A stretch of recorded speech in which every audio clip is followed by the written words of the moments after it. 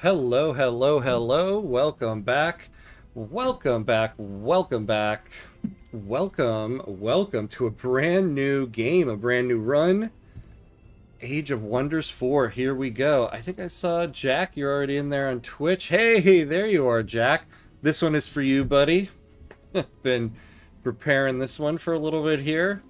Still kind of going blind into this. Ooh, but before we start, let's make sure our good luck charm. Hello, me. Our good luck charm. Hello, me. Hello, right back at you, buddy. Yeah, so I have a handful of time on this game, so you can see we have the tag on Twitch here, first playthrough. So it truly is. How did you find the game during your test run? Pretty cool, actually. I would say I've watched more videos than I've done gameplay, though I have done some gameplay.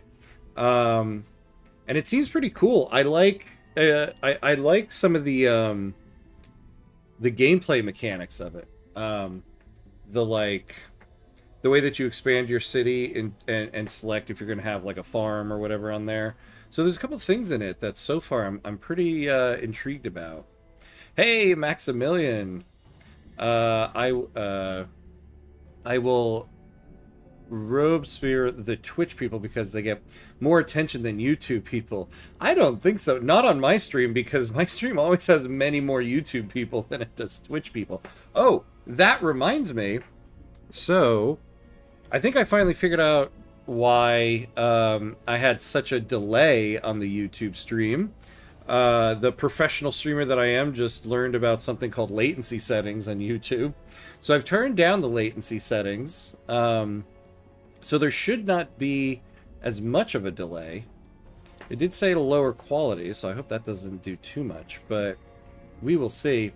I thought you were streaming Age of Empires 4, which I didn't particularly like, but I wanted to be nice to Jack. But you were streaming that Civilization fantasy game. That might be interesting indeed. Yeah. Yeah, what a different expectation. Or what a difference from your expectation, huh? Yeah. No, not Age of Empires.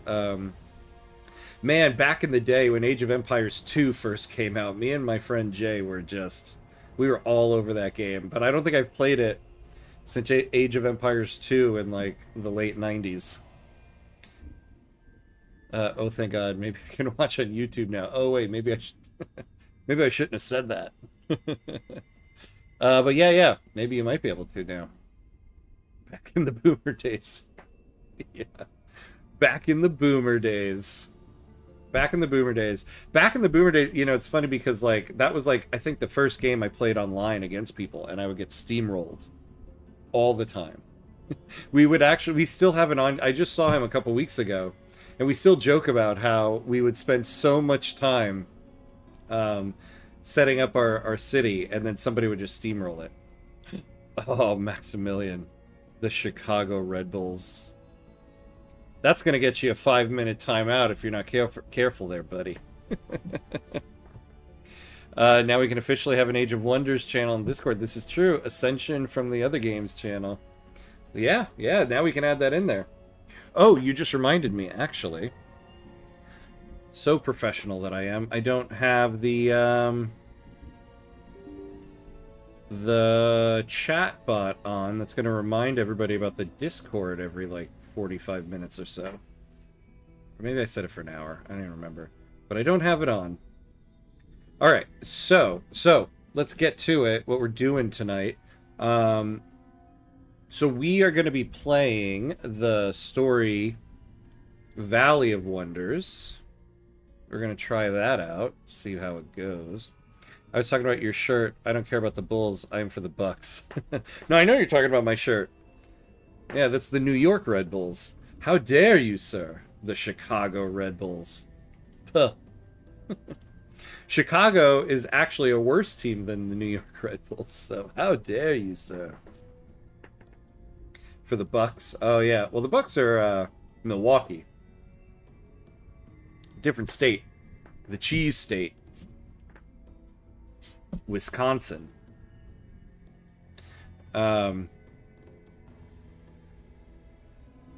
If you need context for Milwaukee, that's where the British guy goes to in America in Love Actually. That's the only. That is, I think, the only pop culture reference I can think of from Milwaukee, other than anything Giannis Antetokounmpo's been in. But okay, let's get this going here. So let's do a new game. Your destination. So we're gonna do the Valley of Wonders. Difficulty will set to normal, because you know this is pretty much my first playthrough here. Your journey starts here. I'm gonna be human because I'm basic like that. Let's see here. When he was a young prince, Alfred saw the deaths of his parents at the hands of an invading wizard. In order to protect his people, he united the splintered factions of Athla under one banner and started the search for a new home. After the return of the Wizard Kings, the many human factions of Athla were unable to rise against the invasion. It took a great hero, a young prince who knew tremendous loss, to unite them under the banner of the destined humans. So excited for the game. It's so good. Yeah. Let's do this. It was the time when the raw forces of magic Here we go. returned Let's to see what this Athla. says. The seal that had protected the world was shattered. The cosmic currents, thereby unleashed, shaped the land, changing what was, whilst returning what once may have been. In the wake of this new genesis, the great empires some of the Third Galadriel Age fell vibes into here. decline, bringing on an era I feel of it in the water. re-exploration and expansion. And I give you this, Frodo Baggins. Alas, the time for peaceful discovery was brief. Oh, look at that. It even looks like her when she For thinks about ancient taking the ring. wizards of the Second Age broke free from their eldritch prisons in the depths of the astral sea. Their strength regained, they set out to rule over the surviving peoples as God Kings, or Godir. Oh dear. Oh boy.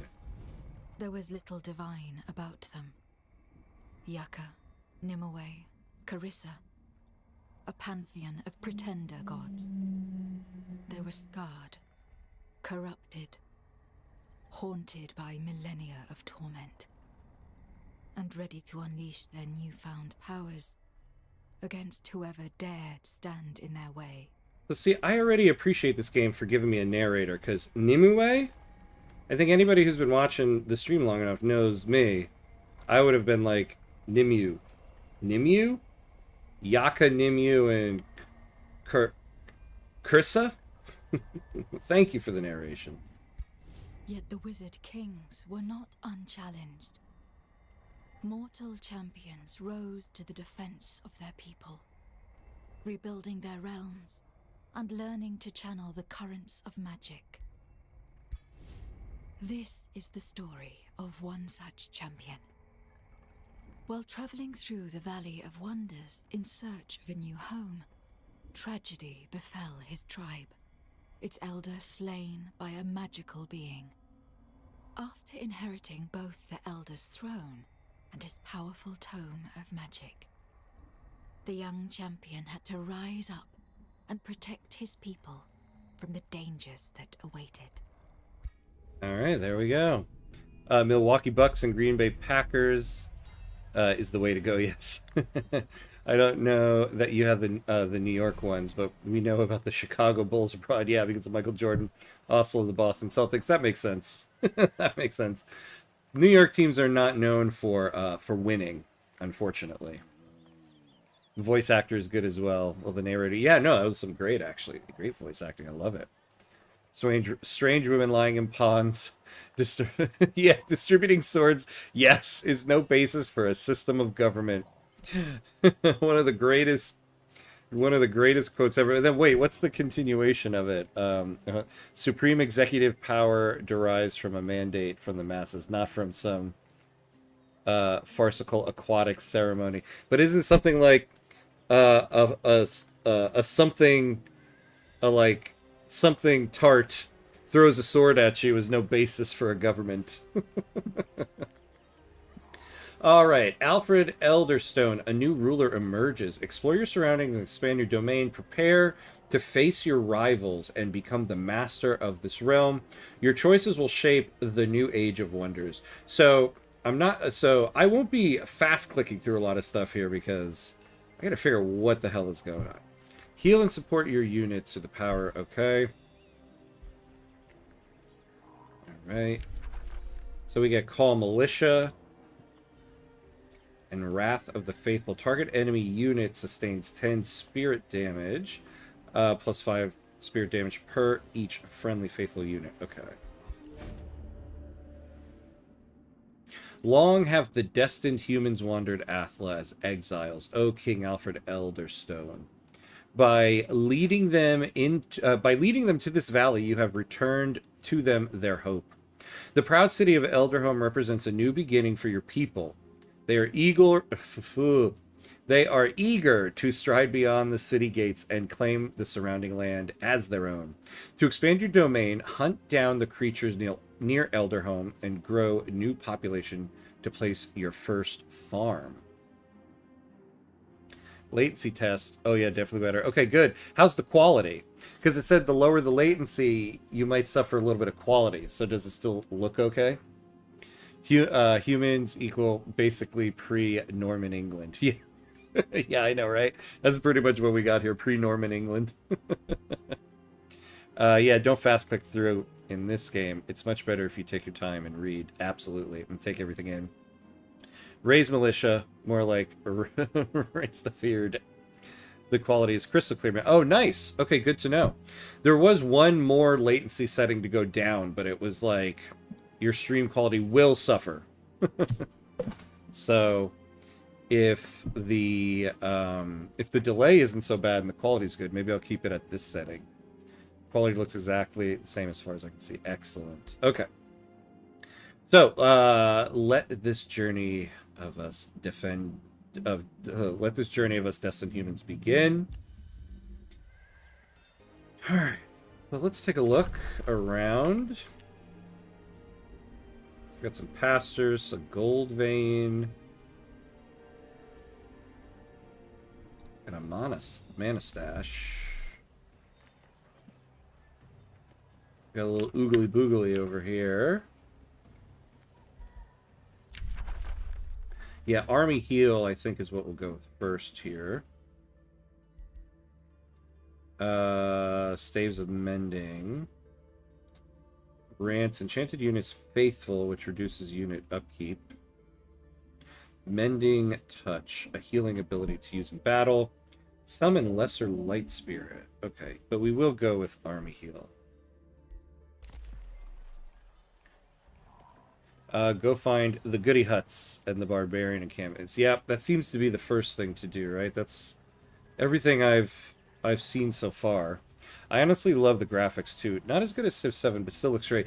That's the one thing I've noticed about this. I really do love the visuals of this game.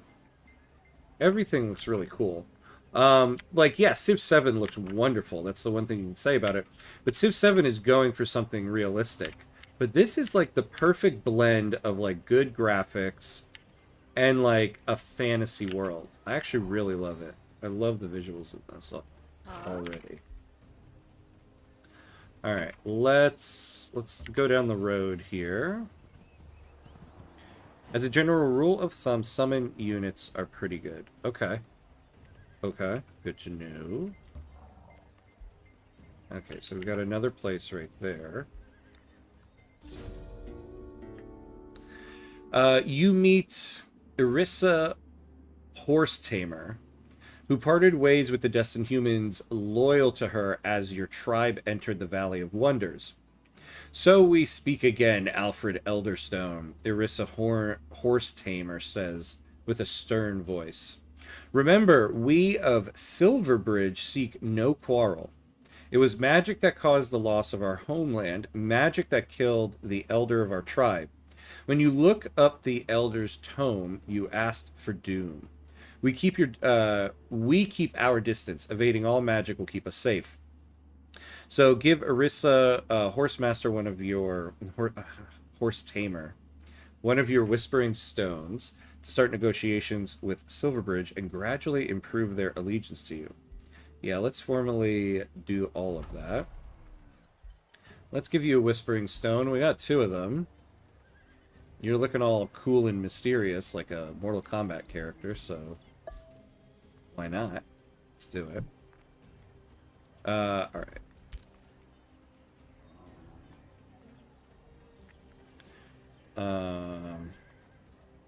No magic. Yeah.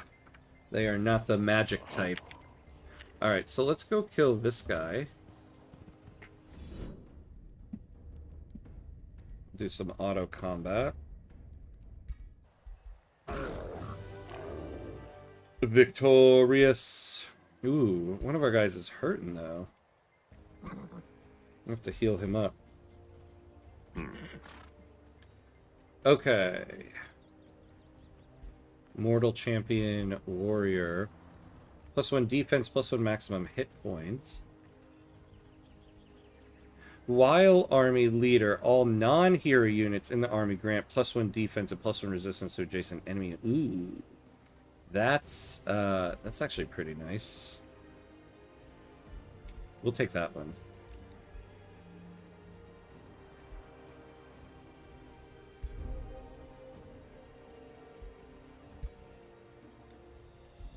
No equipment there. Okay. The narrative descriptions are so much more detailed than Civ 7. It's pretty crazy. Oh yeah, absolutely. I love it. I that's why I'm like, I love reading through story stuff, which is why I always read them in stream. And so yeah, we're definitely going to be reading all of those in this. What does a Whispering Stone even do? You know, that's a good question. Whispering Stones are given to a free city to begin negotiations, which can lead to it becoming your vassal. Having more allows you to befriend multiple free cities at once. Unused Whispering Stones can be given to your cities to gain city stability. Okay. So we would want to hold on to them if we need more city stability. So I guess it's just like what would you call it? Like a, the word suddenly escaped me. Like a diplomacy mechanic. Internal diplomacy or foreign diplomacy. Whispering Stone increases relations with city-states. If you click on that city-state below you, you will be able to see the levels of relationship and the bonuses you can get. Yeah, so we gave... Ooh, yeah, we gave them this. So we're at... So we're getting 3 allegiance per turn. So the boosts we would get...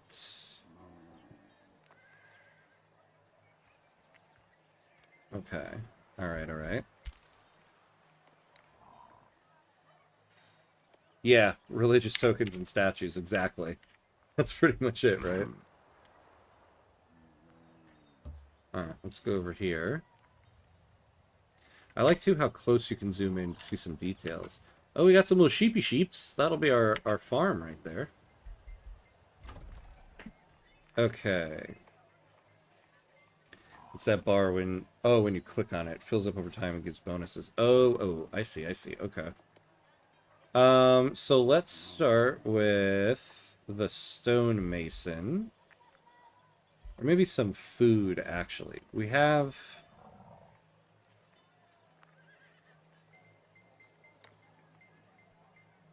Use in cities grow pop income per turn 35. City structures need 30. Multipliers +8. Population needs 3. So we actually got quite a bit of excess there. So let's get the stone mason. Production is king. Okay. Oh, good. Then I thought so. I had a feeling. Usually these games it is. Or games of this genre. So that's why I went with that first. Let's get ourselves one more scout. And then we'll start building up some other units.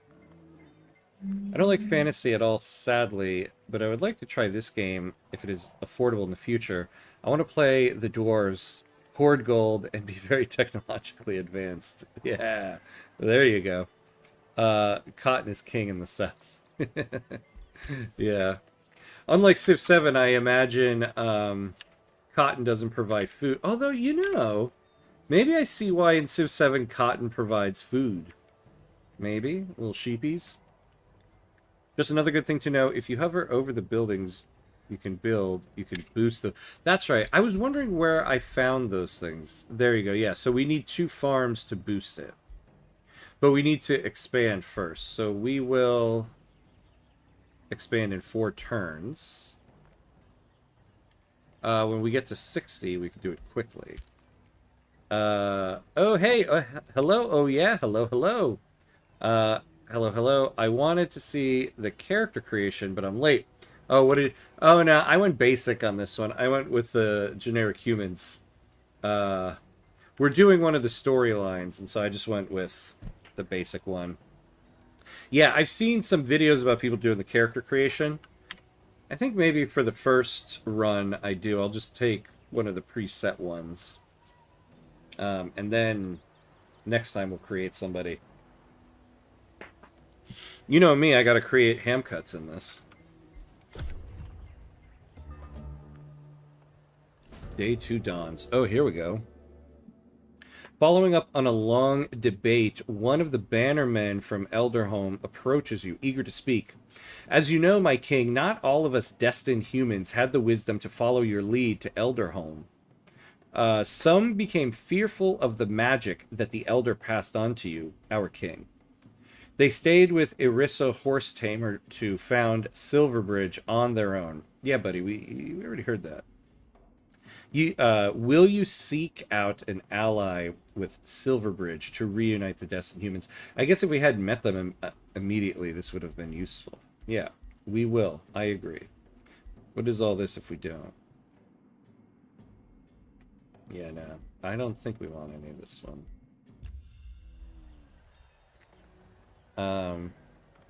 The early story missions are great to get used to the game. The sandbox, you can really do whatever you want. Yeah. Of course. Yeah. Healing the divide. Yeah, I figured, you know, doing one of the story ones as like a first run is probably the better bet to do here. Alright, let's keep going out this way. Let's see what happens if we go out. Ooh, we got something over there. Let's kind of steer clear of that guy, though. Ooh, maybe we'll steer clear of that guy. Yeah, you go down this way. You go clear out these people. End of turn. Also, your cities can expand very far out, unlike Civ. Ah, okay.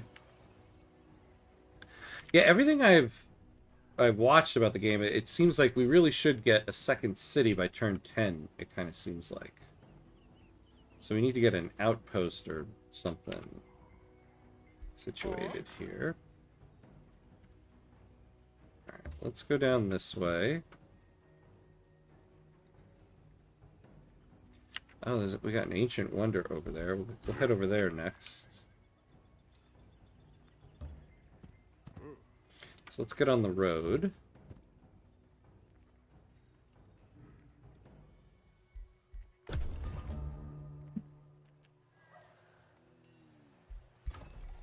Alright, so... Oh, it's only one turn till the next population growth. How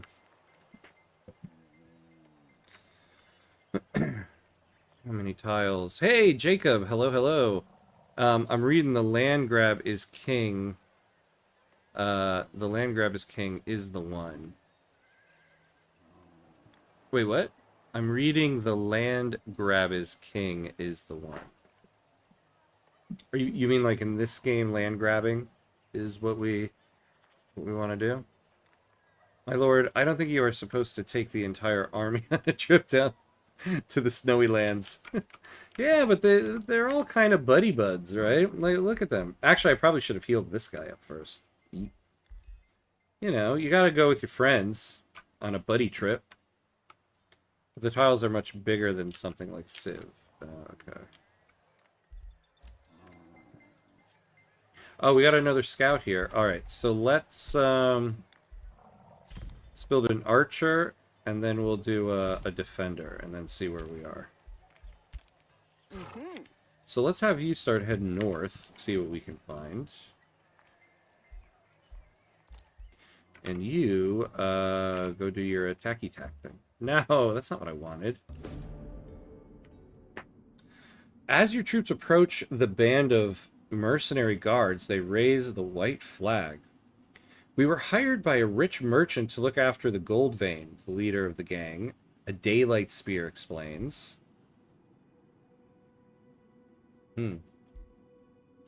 We expected to protect it from roaming scoundrels, not against a full-fledged assault. Please accept our surrender and let us go. You vastly outnumber these guards. Do you let them leave the gold vein without a fight?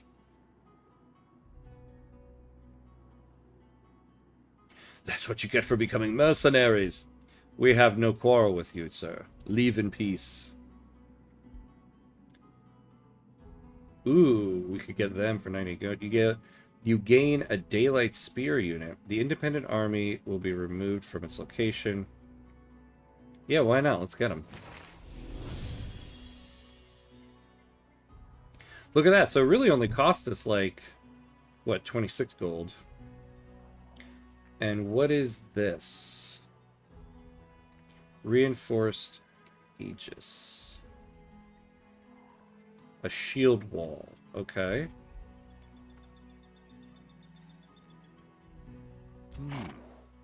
Excellent. What if the city is attacked by marauding orcs? Ah, yeah, I know, but it doesn't seem like anybody is over here yet. And we're going to clear everything out. I'm willing to risk everybody's life in the city over it. Alright, you go here. You go over to this guy. What do we get there? Powerful astral currents. Powerful astral currents converge at this location. Rather than forming an ordinary mana node, these energies have crystallized into a forest of shimmering trees.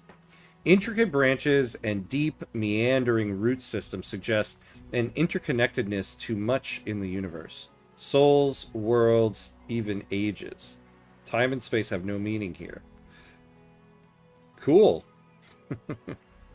So we want to get this in our borders.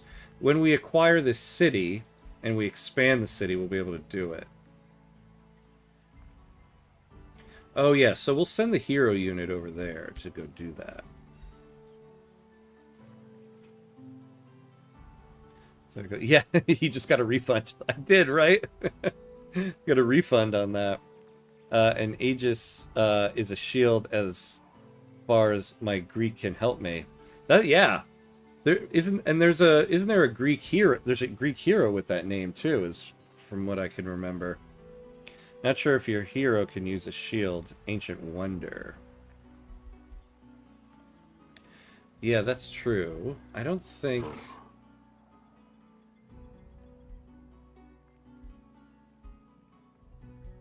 How do I pull up my hero? Oh, there we go.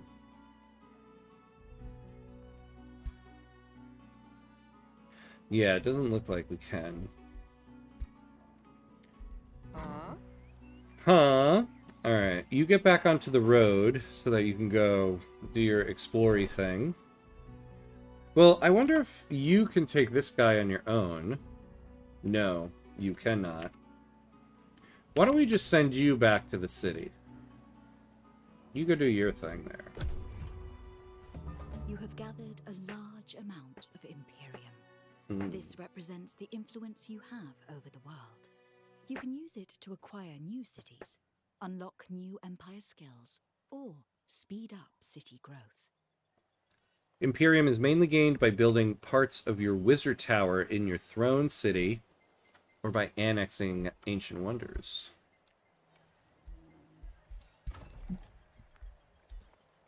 Oh, and we can expand. Why don't we do that first?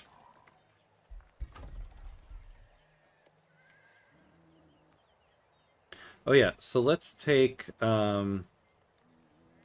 Pastor's resource node when annex plus 10 food. Yeah, let's do our farm here. You have tamed the land around Elderholm. and invoked a spirit of optimism and adventure in your people. They are staging a play that retells the story of how you led the destined humans to safety. Didn't that happen like yesterday? They already have a play about it. Is this like South Park? From the death of the elder to the inherited tome, the schism with Irissa Horsetamer, and eventually the founding of Elderhome in the Valley of Wonders. To play in your honor will conclude with a promise for the future. How do you wish it to end? Ooh, you gain a lot there. The last scene plays on the bountiful fields. We could do that, though it seems like we have quite a bit of that. On the battlefield, the valorous destined humans fulfill their destiny. Oh, look at that. Instantly finishes the production of the archer and the defender. Oh, yeah. No, let's take knowledge. You always want to get knowledge. It last shows the scholars of Elderhome. Oh, Aegeus, king of Athens. That's exactly who I was thinking of. Who had instructed his son Theseus to hoist white sails upon returning victorious at home instead of black, which symbolized death. He forgot to change the sails and saddened his father greatly, which led him to fall down a cliff heartbroken, and thus give the Aegean Sea its namesake. Theseus being one of the 12 Athenian youth who went to be sacrificed in Crete, but defeated the Minotaur and slayed the beast. Absolutely. I just love so much that you know all of that. And here's me this past week during the very beginning classes of my theater classes being like, so in ancient Greece they did theater in honor of the god Dionysus. Anybody know what Dionysus is the god of? Or no, first I say, anybody here ever know anything about any Greek gods? And just, no, Professor, we do not. Alright, so our next mission, mending the schism, we need a pact of vassalage with Silverbridge.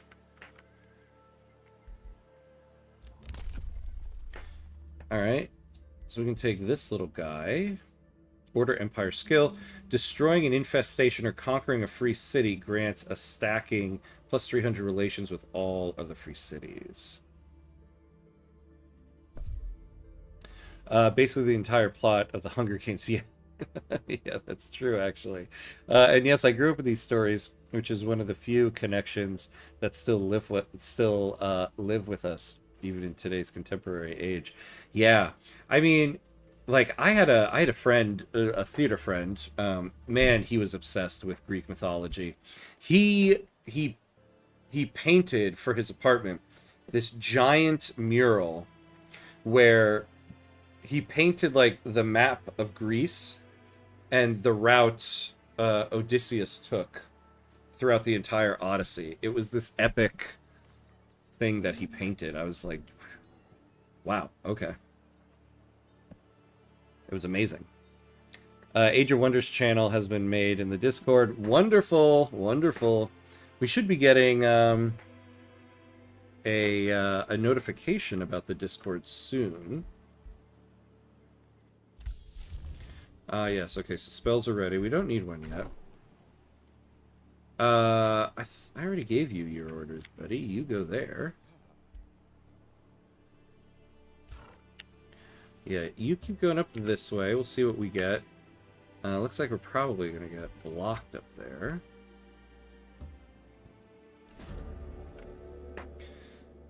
Sundrin's Call. Ever since you arrived in the Valley of Wonders, lucid visions have appeared in your mind's eye. Now a purposeful looking elven lady comes into focus. Salutations, Alfred Elderstone. I am Sundrin of House Iniak. My people have guarded this valley throughout the ages, for better or for worse. Its fate is connected to our own. We have been watching you for some time. Other powerful Gaudier have noticed your arrival too. Your essence emanates conflict, but also great potential. Listen to what I have to say, and you and your destined humans may avoid meeting your end here. The pyromancer Yaka has broken free and returned to Athla. His gaze is set on the Valley of Wonders. He is building up his infernal strengths and will not tolerate competition, especially from a fledgling mage like you. You must embrace the spark of magic that has awoken inside of you. Seek out the powers of the nearby Tower of Destinies before Yaka does. If you don't prepare, Yaka will burn your settlements to the ground. Sundrin advises you to explore the nearby Tower of Destinies and use its powers to ward off Yaka. So we'll get mana. And a mystery bonus. You have my gratitude, Sundrin, House of Iniak. Together, we can take on even a Wizard King. Oh, this is easy? Okay. Let's do it. Although kids today probably grow up watching CoComelon, unfortunately. I wouldn't know. I do not have kids myself yet. Talking about theater, when is the theater special episode stream? Maybe there will be. Maybe I will stream one. I do have a staged reading of a play coming in January. Maybe that will be a stream. Why not? You should explore these yellow pintish ruins next to the capital by the lake. Oh, yeah, look at that. Maybe I'll send this guy there. Let's check out these city ruins. Within the depths of the valley, your scout comes across a large area of overgrown ruins. What has now largely been reclaimed by nature must have once been the thriving city of a great civilization. However, a lingering force of bitterness dwells beneath the peaceful surface. You can sense there are spirits which will begrudge the ancient woe that happened here.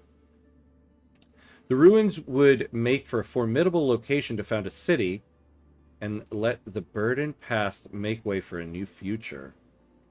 Ah, we received some Imperium. Okay. Oh, that's gold. Good for money if you put a gold mine on it. Ah, okay. Excellent, excellent.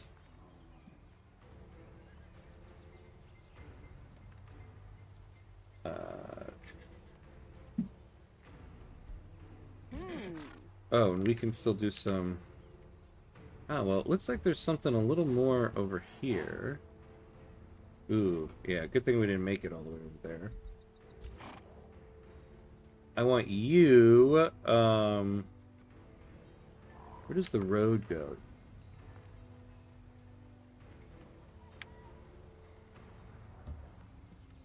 Alright, you come down this way and explore that.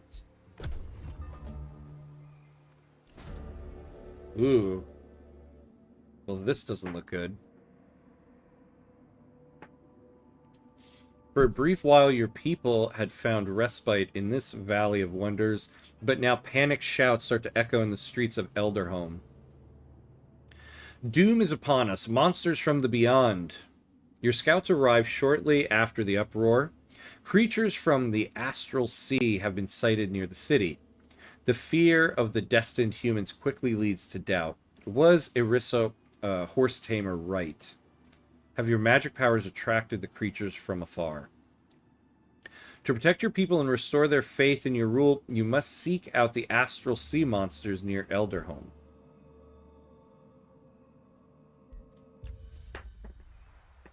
Nothing a combined arms army and good logistics can't blow up. I'm sure that's right. Let me get my Victoria 3 hat on here. All right, where's my explosives factory? Do I have a good source of coal and sulfur? Okay, so yeah, we got a sea monster den here. Wait until you see the Mal has an entire underground section and abyssal areas. Yeah, I have seen the underground at one point, but I didn't get to explore it. Like I just went down there and couldn't see anything. I noticed we don't have an entrance to it immediately available here. All right, we got army heal.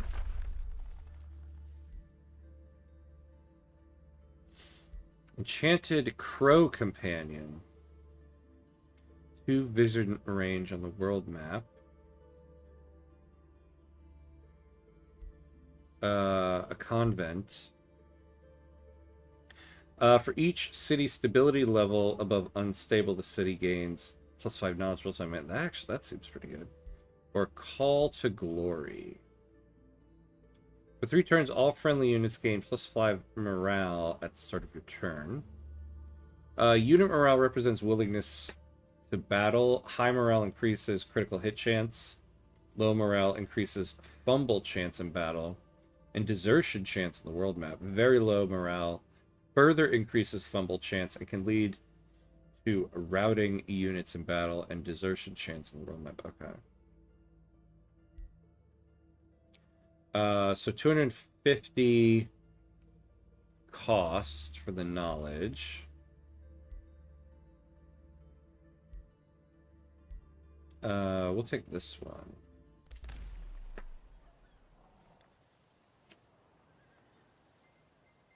You can build an entrance if you get a node on the bottom line of the Empire tree. Oh, I see. Okay.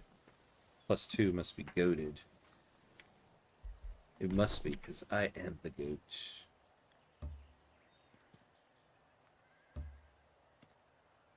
I was hoping you could do something there.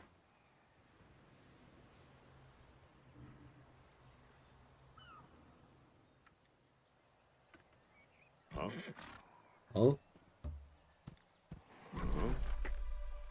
Alright, yeah, let's explore it. This province has already been claimed. Capturing it causes other rulers to gain a grievance against you, making it easier for them to declare war on you. Free cities will receive a relations penalty for ignoring their claims. Oh. Yeah, let's not do that.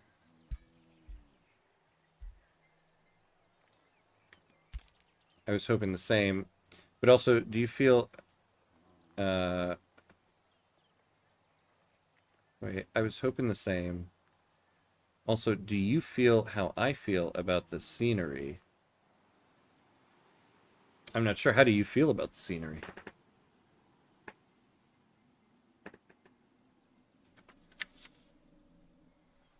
Alright.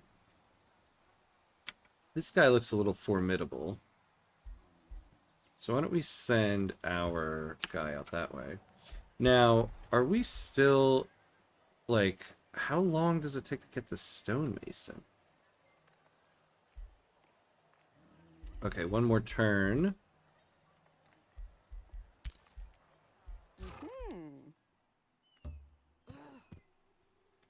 Alright, so...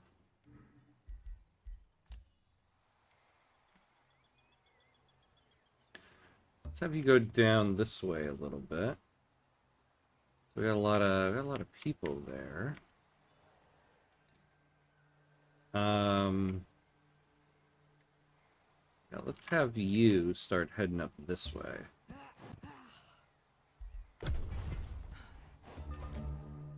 Oh boy, who's this? Who's this guy? Oh, the Army of Sundren. Oh yeah. So we gotta go do that thing. Hey, Pact of Cooperation. The free city opens its borders. Trading is enabled. I like the sound of that. Free cities will offer several trade options to rulers that share at least a pact of cooperation with the city. Trade options consist of resource exchanges as well as any magic material located in the domain of the city. A free city will only agree to one active trade at a time.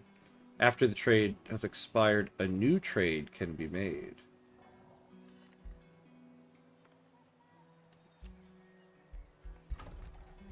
All right. So next we need the Pact of Cooperation. Oh yeah, we got tons of this. Boost negotiators by adding half of the required allegiance to reach the next diplomatic state. Boosted, baby. By the way, can you... Oh, wait.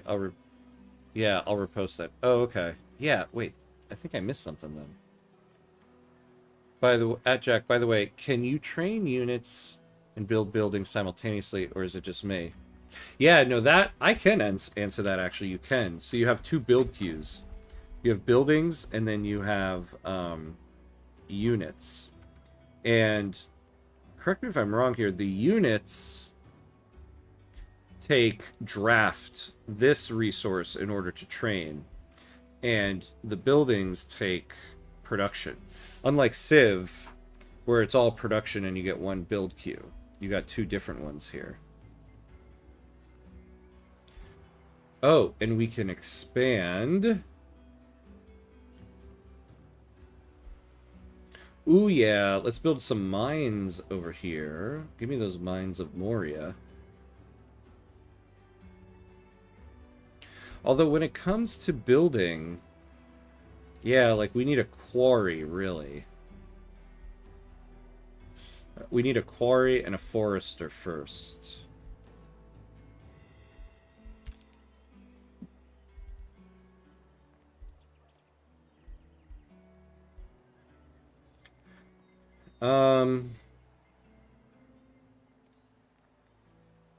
Yeah, okay, we'll come back to that. Let's build... Is it important that we clear this before we take the land?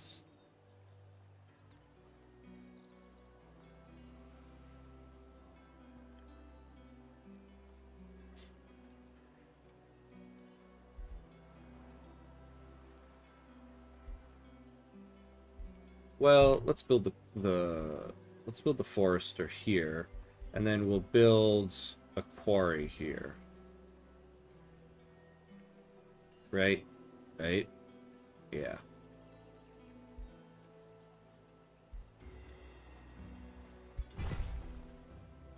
There we go. For some reason, the comment doesn't appear in the screen, despite appearing in chat. But if you scroll a bit, you can read it. It was about the scenery.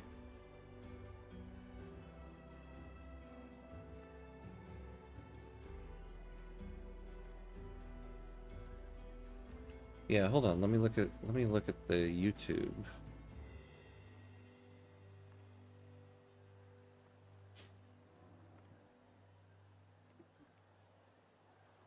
Oh yeah, look at that. Why didn't that? What I like so far in this peculiar game is that I feel frightened of what lays beyond. Yeah, even though the graphics are on Teletubby level. Yeah, I get you on that one. I feel the same way. That's why I said I kind of like the graphic style of it as opposed to Civ, which is trying to be more realistic. This one fits the fantasy setting, but yeah, there's something ominous out in the world, right? Oh, this looks like something we need to go to. Maybe this is the thing we need to get to. Now, we need to do, yeah, the Lost Tower.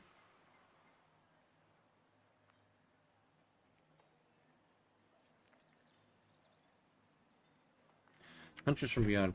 For a brief while, your people had found respite in this Valley of Wonders, but now panic shouts start to echo in the streets of Elderhome. To protect your people and restore their faith in your rule, you must seek out... Oh, yeah. Oh, this is the sea monster one. That's right. Okay. Alright. So what do we got here? Are you going to be able to take this sea monster? Or, yeah. Can you kill this thing?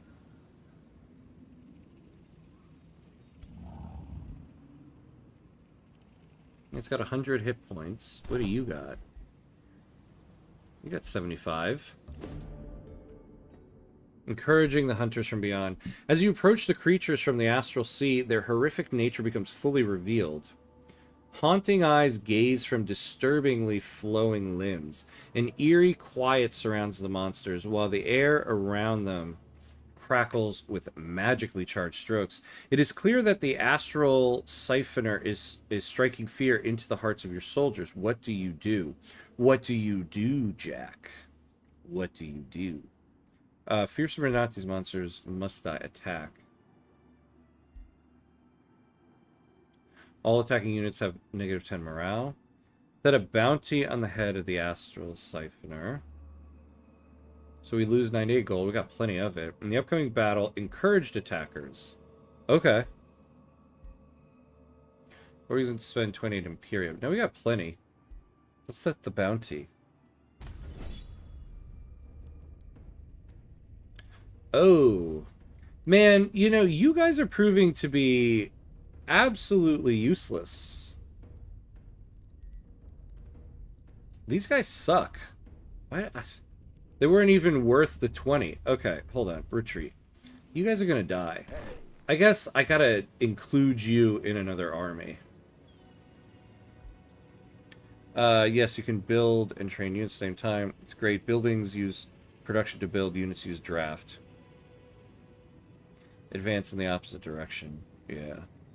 Well, to be fair, they aren't in an army. Yeah, no, I know. I think that's what I just realized. So, I need to put them in an army. Here I am, like,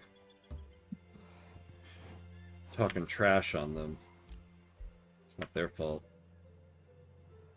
I made them ill-equipped. Oh!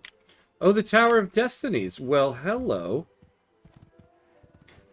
I've actually been looking for you.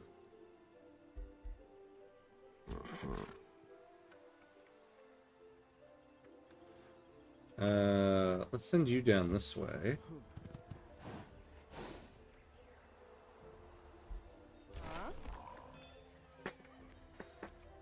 Alright, why don't you come down here. You can put the two of you in an army. How much longer? So 3 turns. So in 3 turns, we have a defender, an attacker, and this Goldie dude. And we'll put these 3 guys into an army together.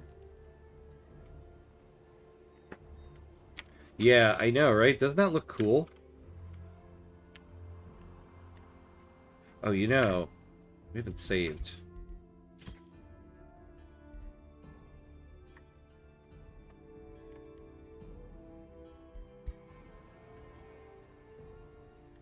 Let's end the turn.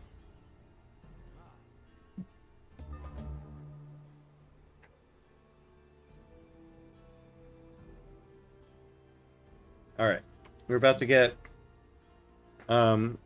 speaking of Greek gods, we gotta pay homage to the Twitch god of ads. And the YouTube god of ads, for that matter. So we're gonna take a quick... So we're at the hour mark, so we're gonna take a quick... minute and a half bathroom break and refill the drink. To be fair, the game autosaves every turn. Yeah. I still, though, get so nervous about all of that. I'm a constant saver in life in general. Like, even when I'm writing things, I'm just constantly hitting Control S, Control S, Control S. Maybe it's because I'm a writer and always afraid of losing my writing. When I game, I save in the same way. Alright, so we'll be right back.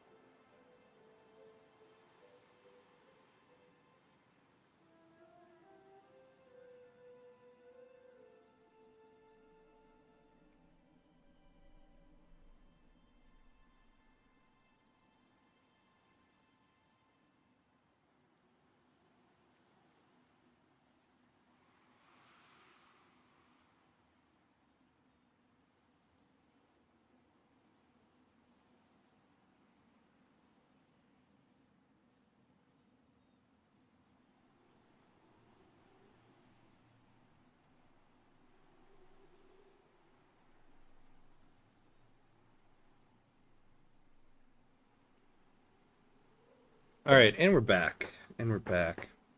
Now we have to worship the idolater pagan deities as well.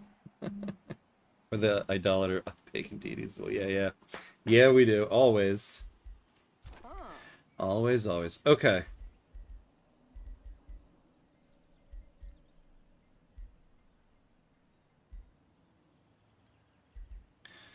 So how do I put... Yeah, wait. So how do I put people in an army together? Do they need a hero?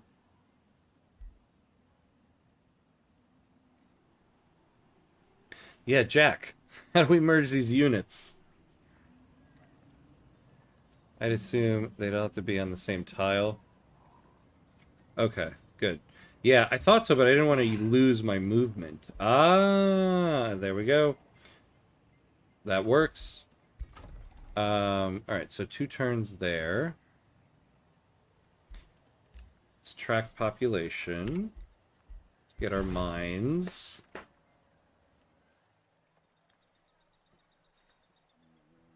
Mana stat.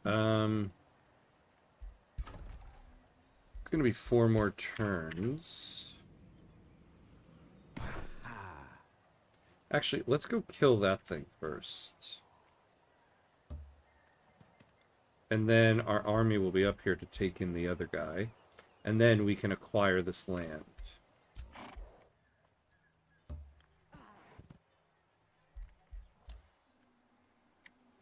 Okay, so for you, you stay on the road.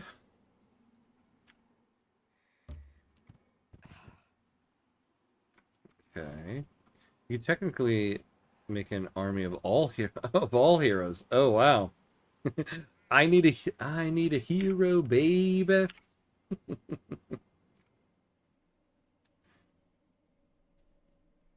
Oh, generally you do want hero per army, but it's not required. Okay. Hey, you should have got that waypoint tower next to the Tower of Destiny. Oh. Waypoint tower. Waypoint. Oh, look at that. Oh, yeah, this is going to show me, like, the lay of the land, huh? Okay, well. Oh, well, we'll move you up there first, and then we can do that thing. Whoa! Hello. Very nice. How are we doing with these guys? The sheep are flashing Seamus.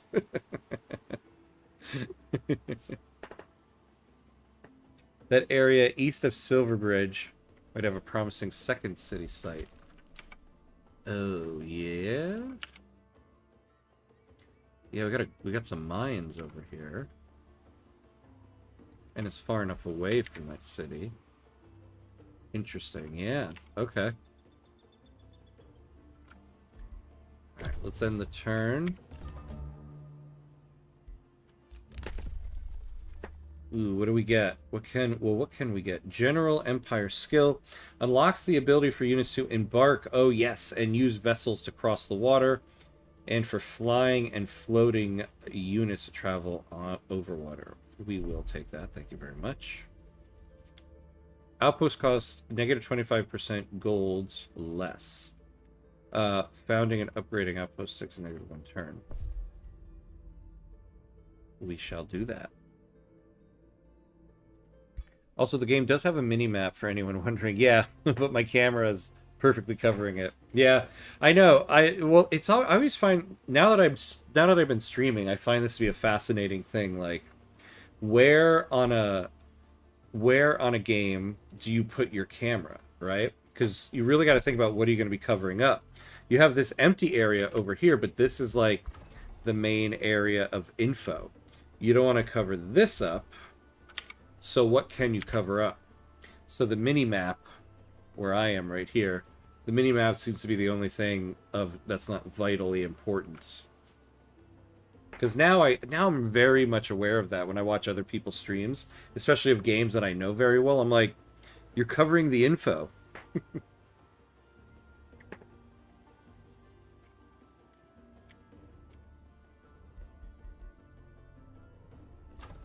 Alright, we finally built one building here. Unbelievable.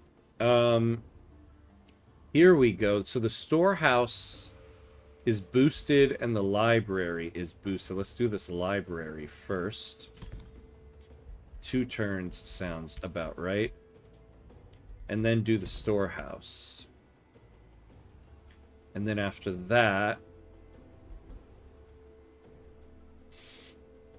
give me the Royal Smith.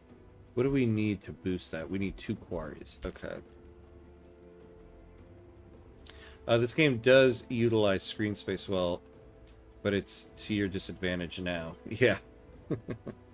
Yeah, it does, though. It's really an art that I was never aware of when I was younger playing games, but the whole, like, UI design, right? I watched, what was it, a document. Oh yeah, when I bought one of the remasters of The Last of Us, and they had a documentary on there about the making of the game, they did a whole segment on the person who designs the UI, and I was like, this is fascinating. Like, there's somebody whose whole job is, what is the best and most efficient way to present the information of this game? It's a really interesting thing that I think doesn't get enough love. But we all know from Civ 7, you get a lot of hate when it doesn't go well. We need growth and food first. Yeah. So, I guess that's the thing with this game. Like, I'm at plus 45. Is that a lot? I mean, I'm covering the food that I need. So, I see. So we have 4 population.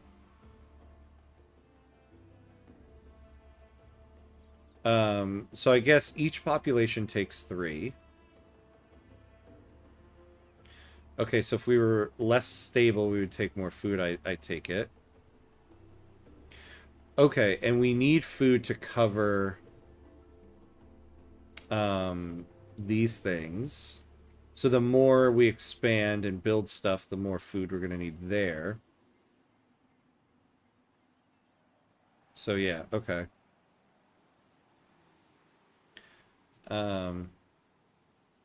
Town Hall 2 will greatly increase the amount of building, by the way. Oh, will it? Will it, will it, will it? Listen, gold income from province annex range. Okay. Well, let's add it to the list. I took a class on UI design. It was one of my favorites. Oh, that's awesome. Oh my god. I would love to take a class on that. Very cool. So what is your... made me realize further how bad a lot of modern UIs are, really just from a lack of effort. Yeah, do you know what I find to be one of the worst game UIs? I don't know if it's changed since, but Cyberpunk 2077. I couldn't get into that game. I mean, a little bit because of the UI, but I just couldn't get into it. I found, though, the UI to be awful. Like, I could not, like, navigate that UI at all. And I can't even put my finger on it. Oh, hey, there's the auto Discord join thing. This game's UI is good. I mean, it's nothing spectacular, but it's not bad either. I really love the UI in this, actually. It looks really cool. I love this whole design when you open up a city here. Unless you want the Separatists to claim the entire map.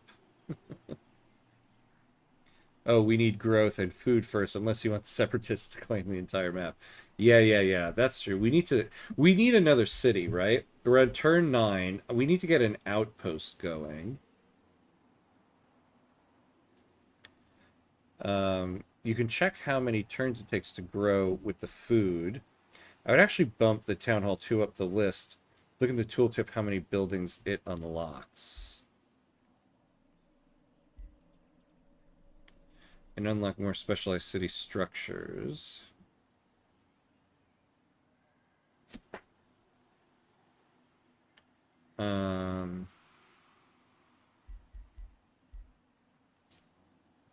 It's not telling me... Oh, unlock special province improvements.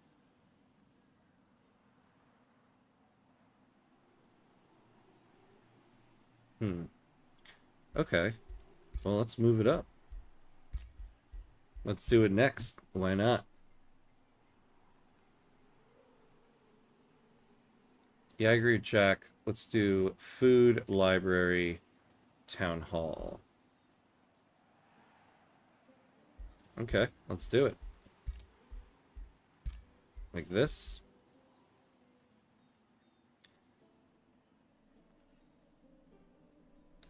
Let's see. Oh, wait, I'm hell diving right now. Nice. But I have thoughts on the UI in a sec. Sounds good.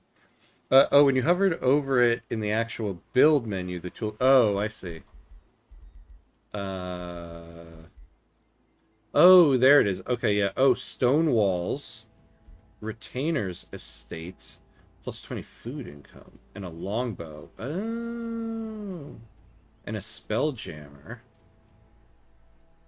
All right, let's do. Well, these guys just take 2 turns each, so yeah, we'll do those 2. You know, we could also hurry production. We'll do these 2 when we get to the town hall. We'll hurry production because we've got a lot of money. You know, some boost construction with gold. Yeah, yeah. Great minds right there, right? I don't want to hurry production on something that takes so little time. 2 turns, and then we'll boost it once we get there. Oh, yeah, Town Hall 3. Okay. Yeah. Well, hold on, let's find out. There we go. Oh, a lot of stuff. Oh, the Wizard Tower Foundation as well. Okay. Yeah, so we'll do that. You wrote that already. Oh, okay. Then you beat me to it.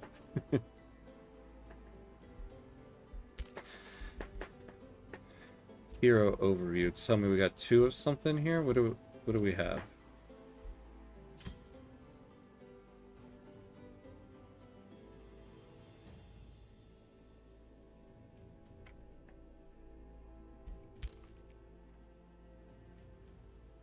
Bannerman and Longbowman sound great. Also, it's like Victoria 3 where you can move your mouse onto the tooltip and hover over stuff. Yeah, I've noticed that. It's you can definitely tell this game was published by Paradox. Paradox, I feel like Paradox is like, we'll publish your game, but you damn well better have tooltips. They love their tooltips, and I love them. Ah, nice. Okay, we got Call to Glory.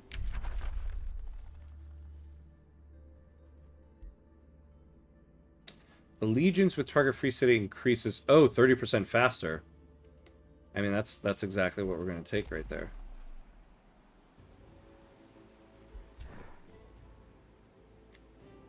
Alright, you guys go up here.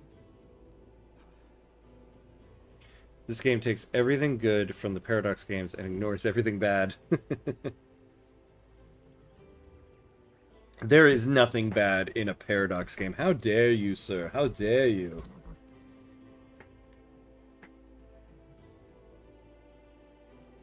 I say that only because I've never played Millennia. Which I hear had plenty of bad.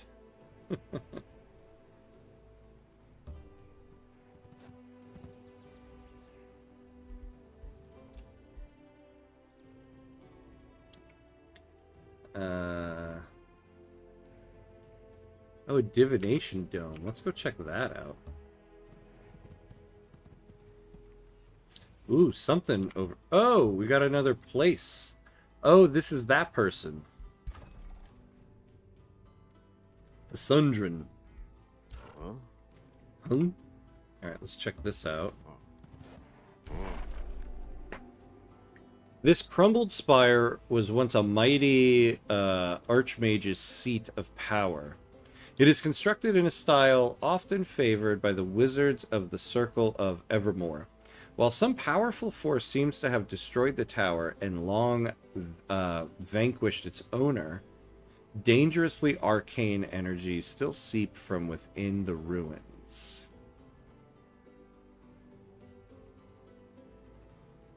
Counts as a conduit. Unlocks the Wizards Bombardment Siege Project adds the Bone Dragon unit to the Rally of the Lieges.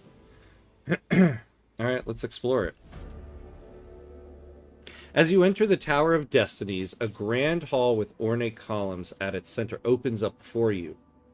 The reliefs worked into the columns each tell the story of a rising people, receiving gifts from a mysterious Gaudir. Some learned to endure fire, while others grew wings or started to siphon life from their enemies. If you're in your mind, a muffled message echoes, "Only the worthy ascend." The depicted races seemed ancient and forgotten, but your troops shudder as shrouded figures start to emerge from the dark edges of the hall. Come what may come, we stand our ground. We can do that battle.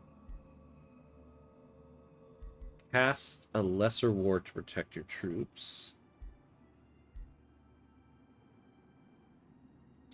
Well, we got plenty of mana. In the upcoming battle, resistant attackers.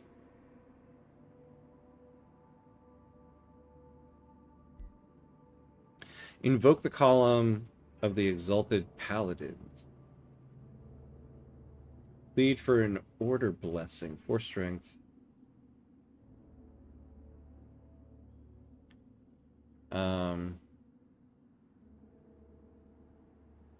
To be fair, Paradox does also own the studio who develops the game.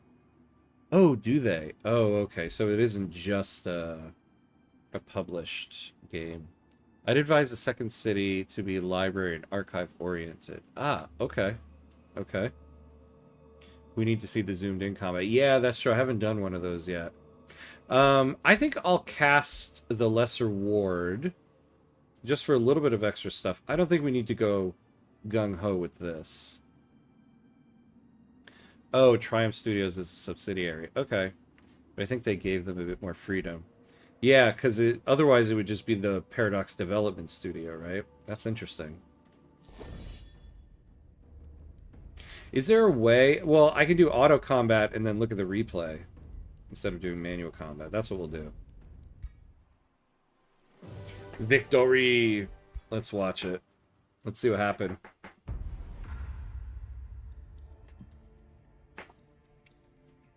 See, at some point, I want to be good enough at this game where I'll do one of these things manually.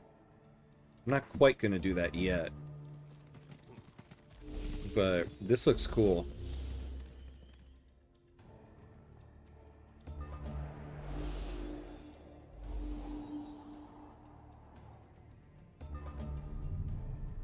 See, this is something I feel like other 4X games should do. Like, imagine if you could do this on a battlefield with, like, Civ 7. And if you were, like, fighting in a city, you have, like, city stuff around you, right? That would be cool.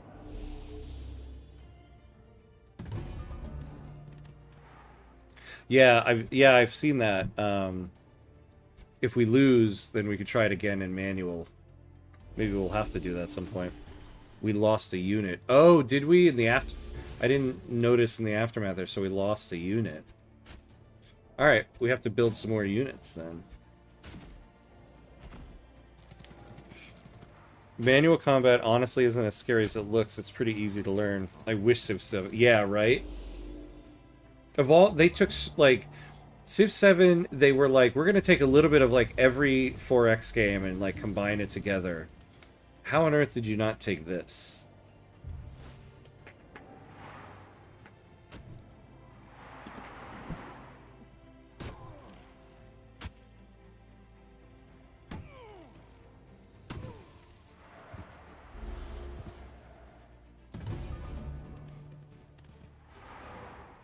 Civ 7, we are going to make the game worse than 6.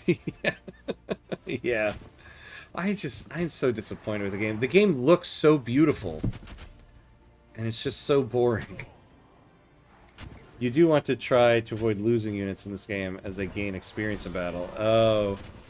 So we lose like XP there.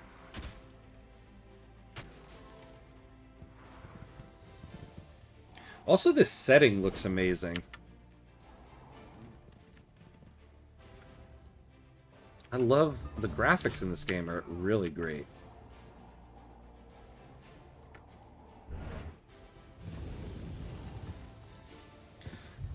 I wish it played on Mac too. So I played on my laptop. It is on GeForce now, so that's how I was playing on my laptop, but it would be nice if it natively ran.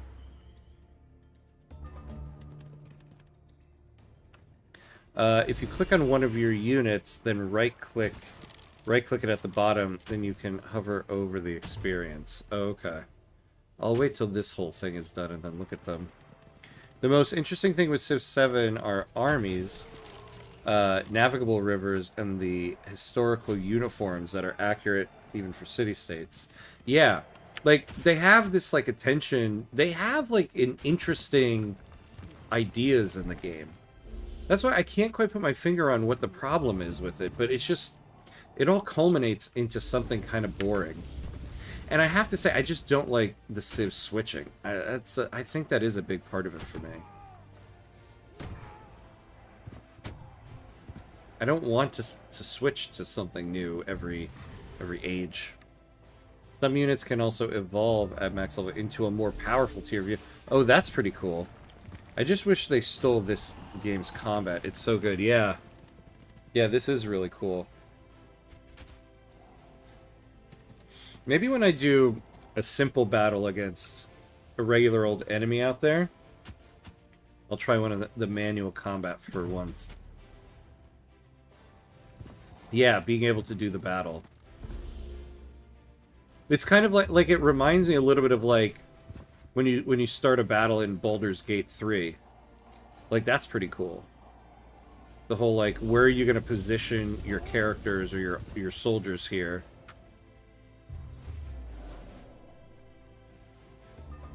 Yeah, I take it this is the guy we lost.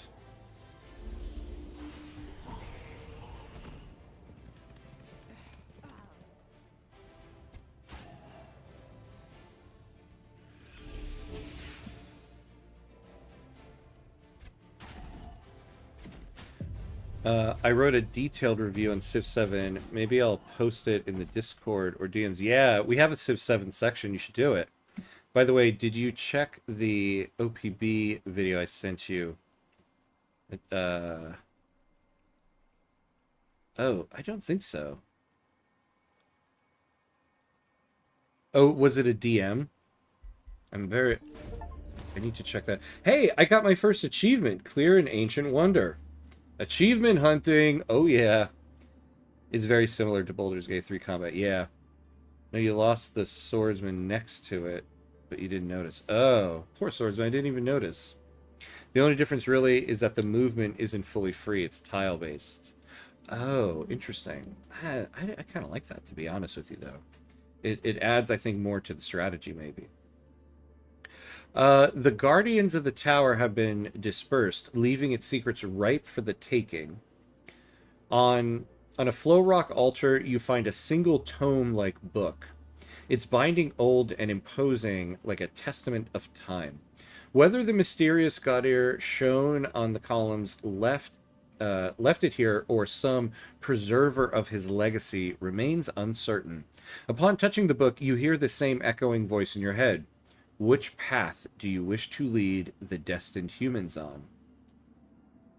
Let's see. So the result, Alfred Elderstone receives 47 knowledge. Faithful Whispers changes from 4 to 2. Okay. Toward a faith-bound paradise free of sin, you are granted the angelic transformation spell, which you can cast to alter the abilities and appearance of your race. Turns the target race into angelic beings, granting them the celestial unit type, flying movement. Oh, wow. Faithful, which reduces unit upkeep, and decreased number of units in formation. Oh, decreased number of units in formation, though. Towards the riches and spoils of the earth. You are granted the gold-touched spell, which you can cast to alter the abilities and appearance of your race. Gain an affinity for gold, granting them +2 resistance, +1 gold per population in their cities.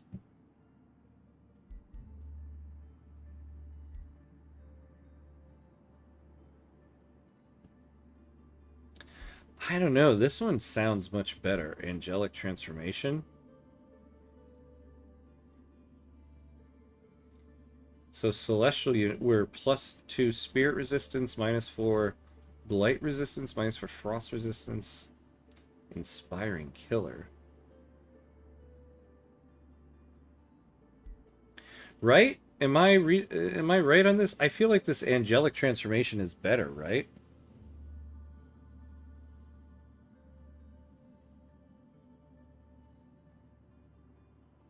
Um,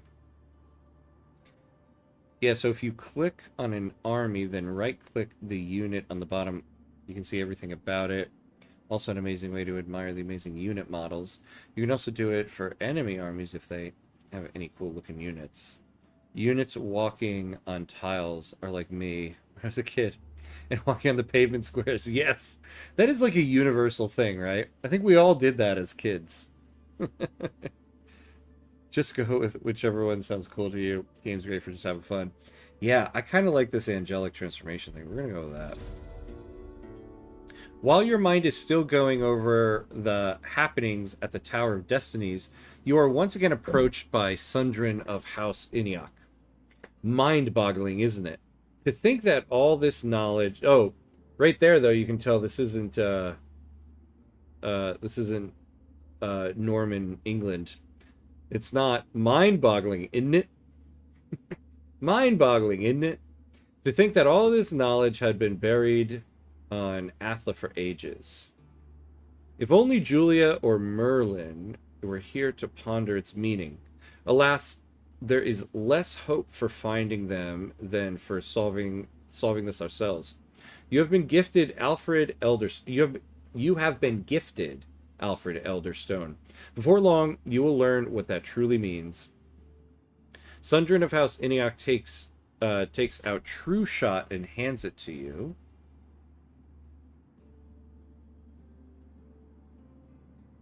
You are ready to strike Yaka, Alfred Elderstone. I will lend you a battalion of my warriors. Choose what best fits your strategy. Ooh, we gained the a hero item, True Shot. Ask for archers to shoot the enemy from afar. As for healers that will mend the wounds in battle, ask for pikemen to guard the front lines. Archers, I think.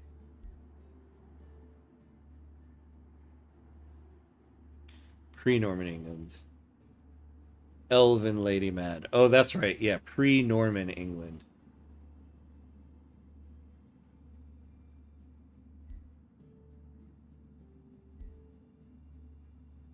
Yeah, we're going to take the archers. All right.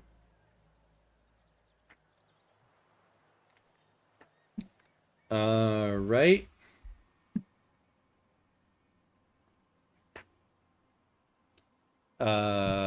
Yeah, so wait. Where's that guy coming from? Well, we do... Okay, we need to heal up.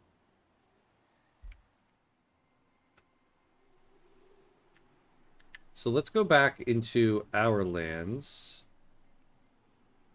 So we can go heal. Oh, the 2 Dusk Hunters. Okay.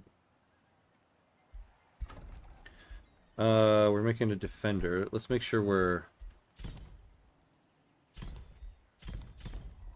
Let's make sure we're making units, because it sounds like we're going to need them. Although, I do that, but I'm not looking at what the upkeep of that is going to be. Alright, let's have you go out and just start clearing some stuff. They spawn them on your throne city. See, if you right-click those Dusk Hunters, you can get a full screen overview. Oh, very cool. Yeah, the design of stuff here is so cool.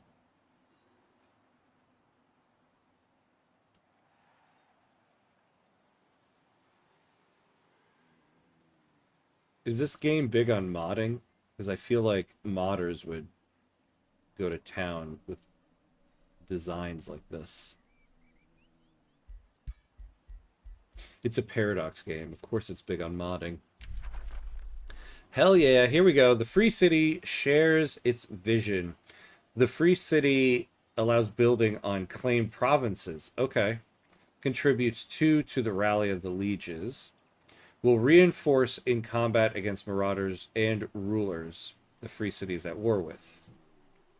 Also, weren't we supposed to be able to trade?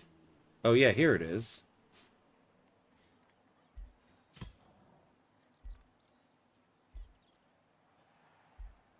So I imagine this is saying we give them 9 mana in exchange for 15 production. Yeah, I'll do that.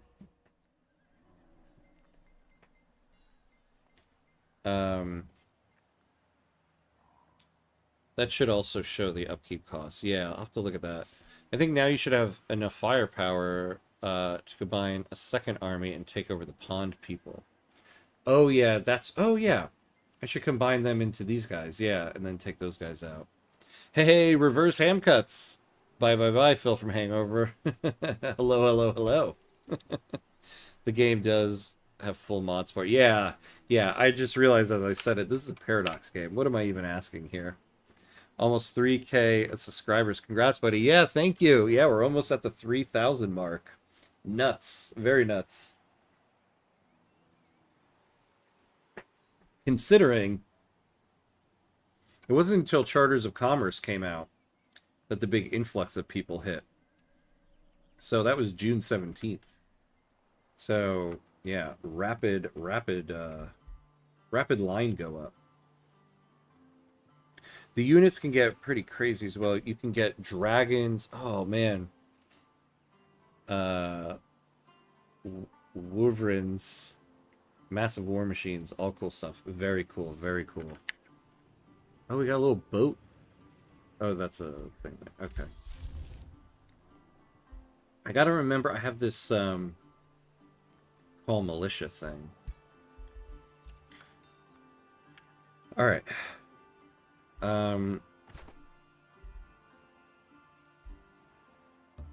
Yeah, so you join up with them.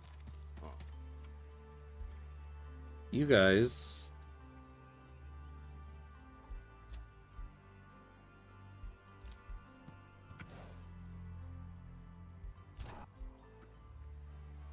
And I want you guys to take out whatever this is. Your army encounters troops from Silverbridge guarding a pasture. The troops, led by a defender, call out from afar. State your intent. Where is your leader? We have orders to speak with no one but true heroes. Returning here with a hero will allow you to take over the pastures peacefully. Oh.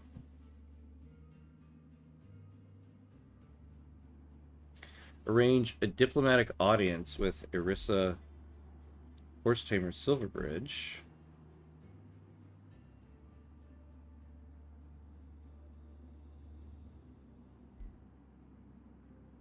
You know, we'll just disengage and let them be. We'll have our hero come and take this over.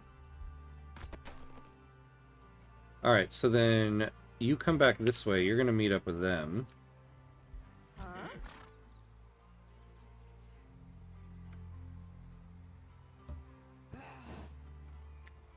Oh, perfect. And there's 2 spots left. Oh, wait, what do we do? We never killed those guys. Oh, that was the scout. That was my scout. I didn't want to do that. Alright, we'll have to take the scout out of there next turn. These astonishing, that's your city-state friends. No, I knew it was the city-state friends. I don't want them to take that tile. I want to take it myself. I thought it was saying I was going to call the... I thought it was saying I was going to call them over and they get this tile.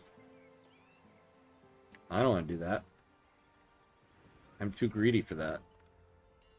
These astonishing structures were raised by the Archons to gaze upon the stars. Within, oracles read signs of the future written in starlight, forging prophecies to guide the fate of realms. Yet power such as this rarely goes unnoticed and never uncoveted. Alright, so we'll have to send a hero over here. Did you have a transformation spell as well? I do, yeah.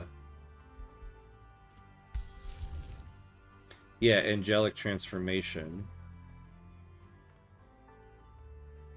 Is this like a permanent thing, or is this something I do and I get for a certain number of turns?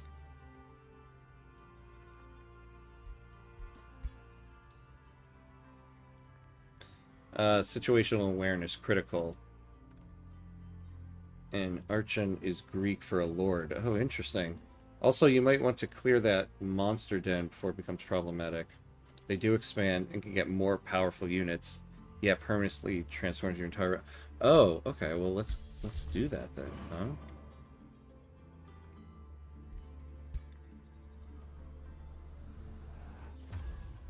Oh, yeah. There we go.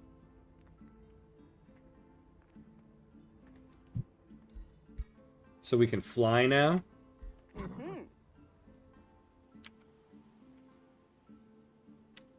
Alright. So... let's go down here a little bit.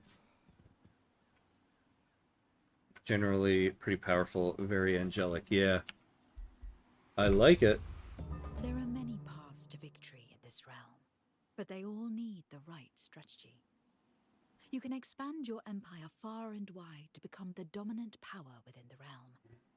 Use magic to bend the very land to your will, or use force and military prowess to crush all those who stand in your way. Evaluate your progress to victory by tracking a victory condition through the quest panel on the top left.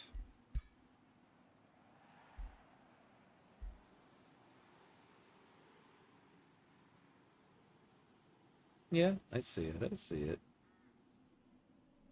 We are no longer humans, Seamus. We do be angels.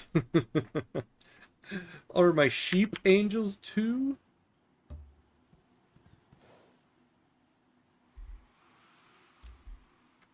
Respond to heroes offered to join.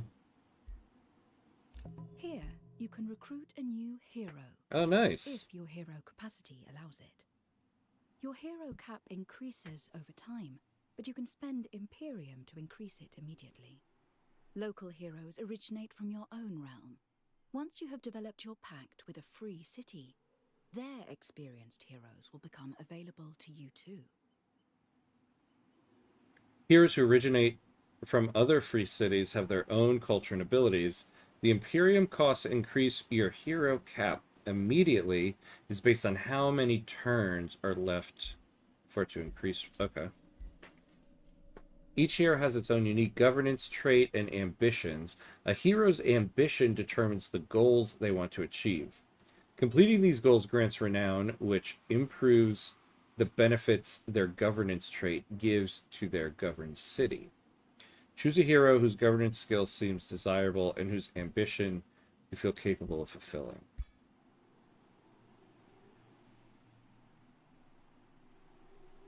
Symbol of fear.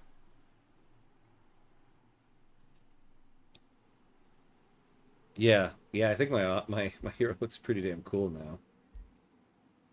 Pick Magnus, upgrade him twice, train a settler. Yeah, a duelist.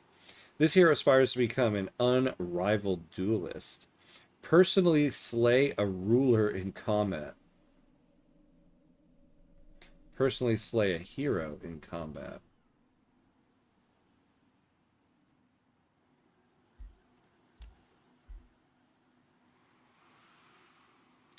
Explore a golden ancient wonder. I could probably do that. While governor, the governed city gains benefits based on the renown level. This hero, renown 1 plus 30 draft. Oh, I see. So, like, each mine grants plus 5 gold. Oh. Well, this is kind of cool. Hero leads a full army of legendary ranked units. Wow. Rank up units in this hero's army. Trollkin. I see what you did there. Each forester grants +2 city stability. Okay. And Stewart. Grow governed city to 16 population.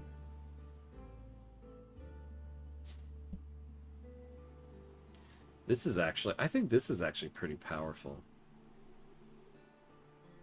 Ambition Regicide, yeah. Recruit Wilkes Booth and go on a live rulers. Seriously, right? Sir Wilkes of Booth over here.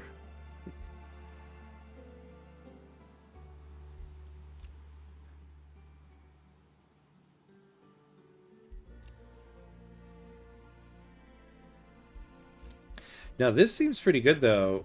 So we grow a city, and then we get massive food, massive stability, and then eventually mana and all that stuff. I think we'll take this guy. Roland the Prodigy.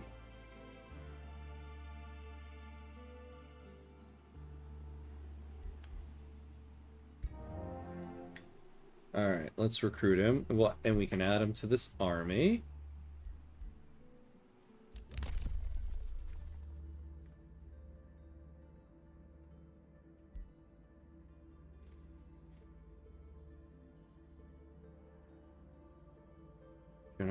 Unlocks the ability for units to excavate earthen terrain in the underground. Well, that's not so bad. Oh, I can't get that.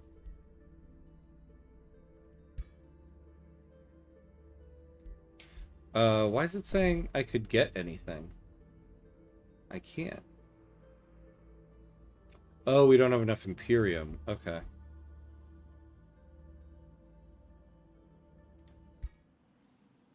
Generally, you want a different class to your current hero. Oh, what's his class? Oh, I see. So he's a Oh, yeah, look, you know. So what's his ambition?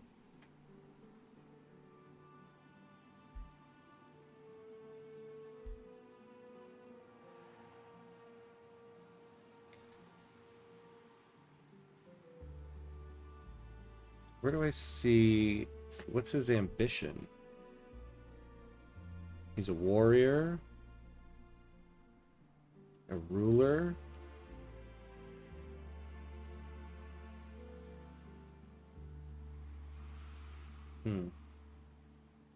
But what's his class? Is this his class? Champion Governor? And then the other guy... Oh, we got the storehouse. Okay. We got Faithful Whispers. So we're going to use that next. Might as well get this. Take it. He's a warrior, Seamus. So his class is a warrior. Oh, I see. I would devour this game. Sheesh. Yeah, this game is fun. This game is a lot of fun. Warrior is the class champion. Oh, champion is his ambition.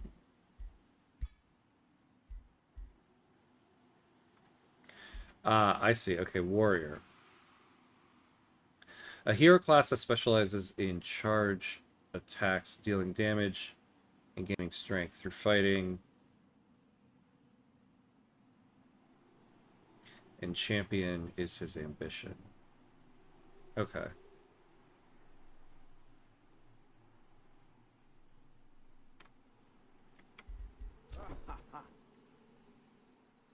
Okay, so I want to separate the scout. Yeah, there we go. And I want you to just start moving out that way.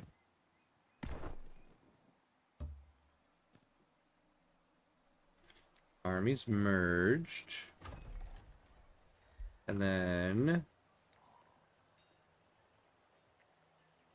Oh, yeah, so champion governor. So he's the... Oh, no. Yeah, yeah. Wait, no, this is... Yeah, this is my regular guy, right? I'm so confused. Oh, there we go. There we go. Roll it. Okay, yeah. So, yeah, I want you to join up with these guys. And now let's go after our little fish friends over here.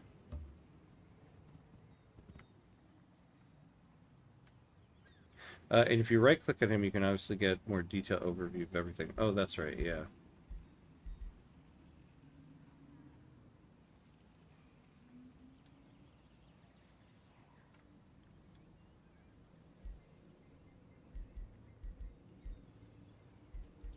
Okay, okay. So let's make sure we use that Faithful Whispers.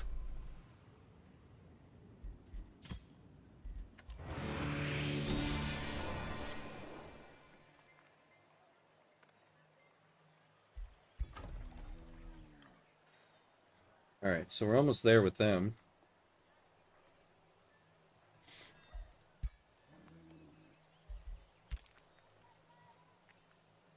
He looks like me. Does he?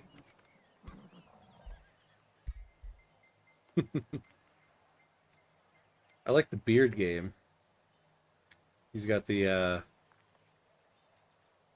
Guy Fawkes.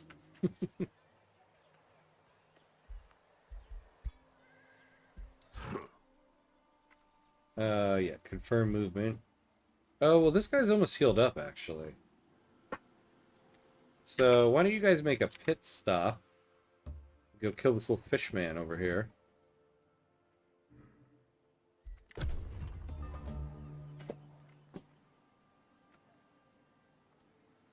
Some more details about his ambition is on the left of that screen, such as how to increase his renown. Yeah, I saw it when I chose this guy, but our main hero, I guess...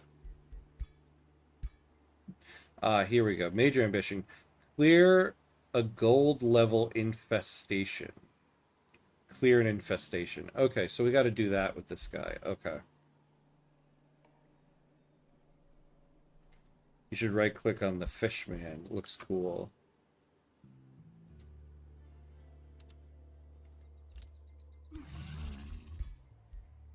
Ooh, look at that.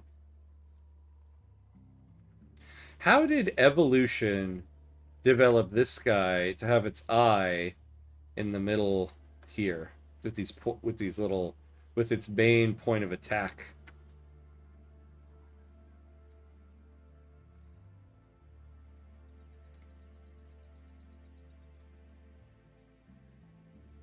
Creepy. I used to have the Guy Fawkes beard. Oh, cool. Which stirred a lot of banter during my visit in London. So now I have a full beard. But I think I'll go shave back to factory reset. Do it! Do it, do it.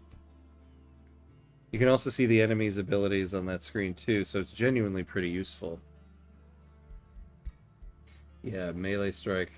Astral Pursuit. Oh, it teleports the unit to target unit and deals damage to it. This unit can move through obstacles, does not function when the unit is in a transport. When this unit is hit, it gains precognition. This unit avoids the next effect of any ability or spell that does direct damage to it. True Strike ignores this effect. Ah, we have True Strike. Alright.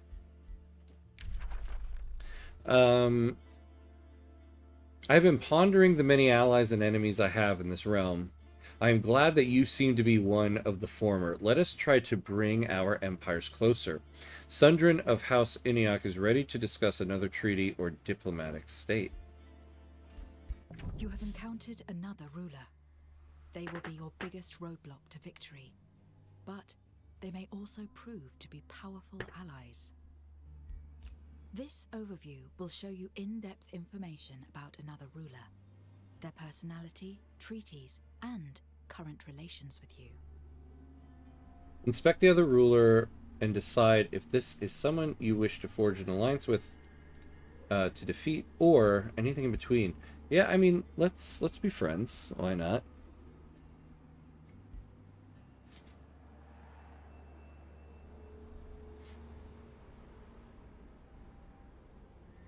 Yeah, so is this saying we have an alliance with each other already? Negotiations are mutually beneficial agreements with fellow rulers. You can propose treaties to strengthen the bond between your empires. You can trade assets to make a profit, or you can send gifts to improve relations. The Teleporter Pact. Both rulers allow each other to teleport to and from their teleporters. Oh, we have, like Star Trek, we got a teleporter room, huh? Uh-huh. Wonder which one of us has O'Brien. Requires wizard bond. Okay.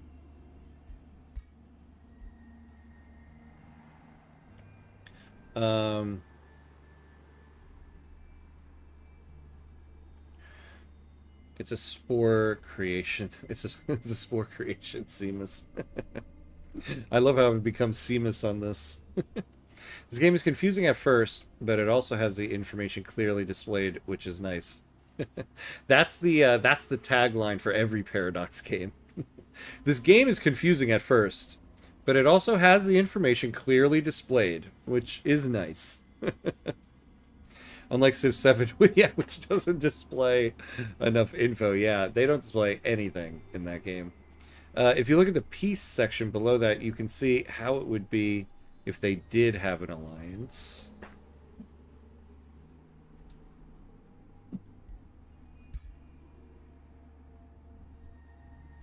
But is this... so is this saying these are our current... Oh, I see. Oh, I see what it's saying. We're at peace. Okay, I get it, I get it. We're at peace. And these are the levels. Got it. The beast with the eyeball for mouth was made in Spore. Yeah. Oh, yeah. I forgot that had come up. That little guy. That little fishery. The banner to the right of the peace shows, yeah, who they're at peace with, yeah. And it would be the same if you had an alliance, but in the alliance section, yeah.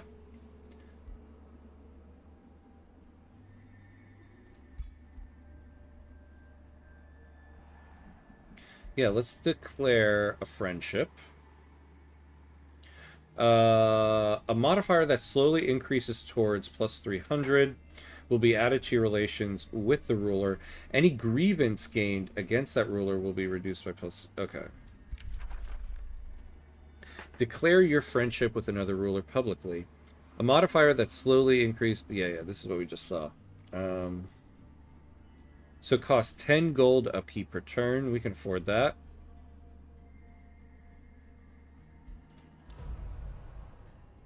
Hail King Alfred Elderstone. What matters of diplomacy shall we discuss today?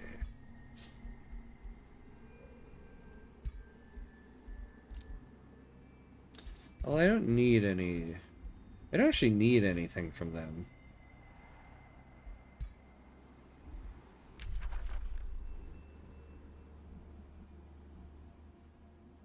Both rulers agree to a wizard's bond to improve empire relations and access new treaties and diplomatic stances. The throne city of each ruler will be revealed. Rulers can call each other to war. Needs to do... Okay.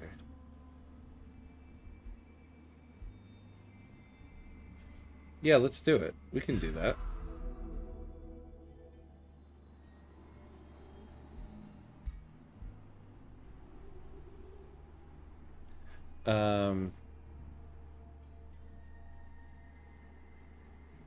Oh, if you click negotiate, you can get a wizard bond. Yeah. There we go. So I was on the right track there. I never ally anyone. I never war with anyone. I never cordial but neutral relations. Okay, there's Switzerland. Alliances are very strong in this game, as the AI is pretty proactive in forming alliances and ganging up. Okay. What's up with the 13 in your name? Oh, that's my number. That was my number when I played soccer, and it's just my number, my lucky number.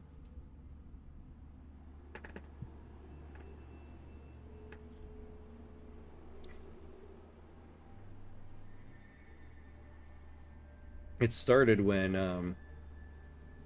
I feel like when I turned 13, I had like the best season of soccer in my life that I'd ever had, and I was wearing number 13, so I just made that my number going forward. Essentially, the world eventually ends up in a full-blown war with each other 9 out of 10 times. Oh, I get it. Yeah, so you really need to have like some alliances. Olympiacos fans hate 13 because it is Panathinaikos fans number. Oh, really? Wait, so which yeah, I haven't asked you, which one are you? Are you, does that mean you're Olympiacos?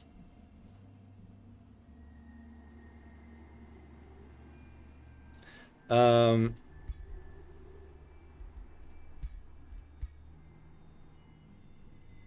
all right. So I think that's all we'll do with them for now.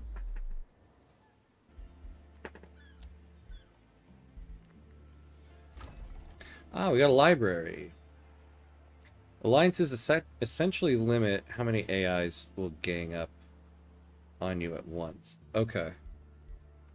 Okay. Oh, okay. We can annex this province. So we haven't gotten Quarry yet.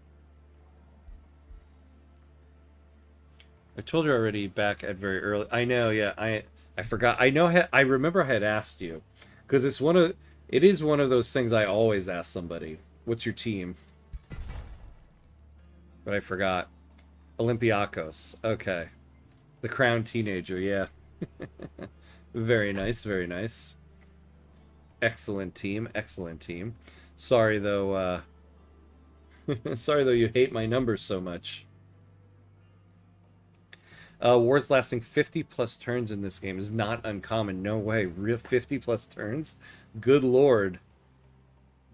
Sometimes you are just at war with an AI for the full game. It's totally normal. Huh. That's crazy. I love it though.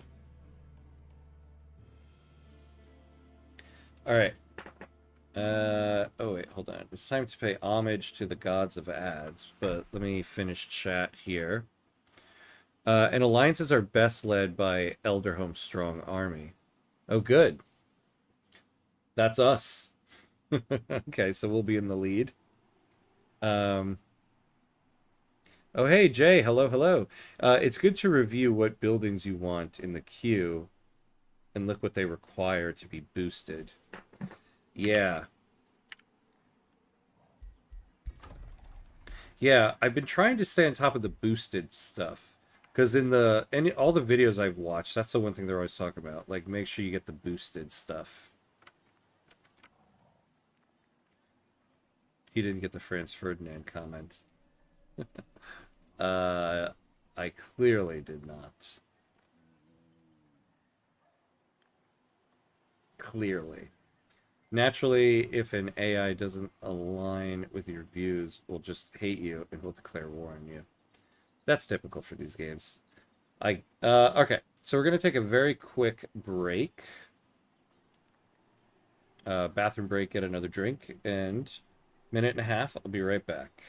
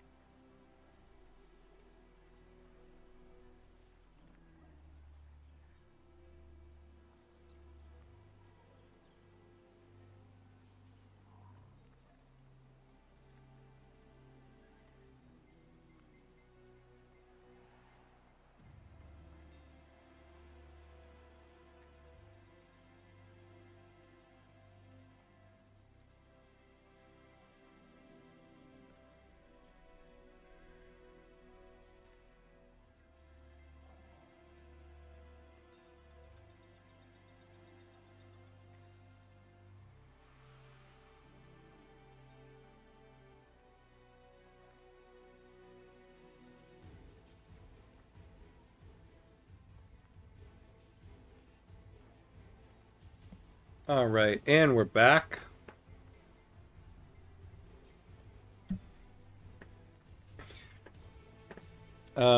Knowledge is the strongest resource, also, methinks. Hope you're enjoying.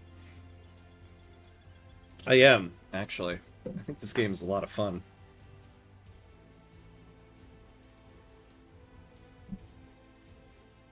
It is, and it's exactly what pretty much the description, the idea in my head was. It's like civilization meets like fantasy, which is awesome. All right. So everybody here is fully healed up.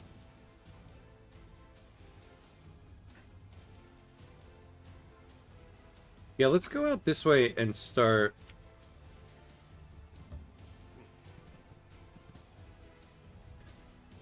Actually, were we? I wonder if we were not able to go in there before because we weren't on good terms with them yet.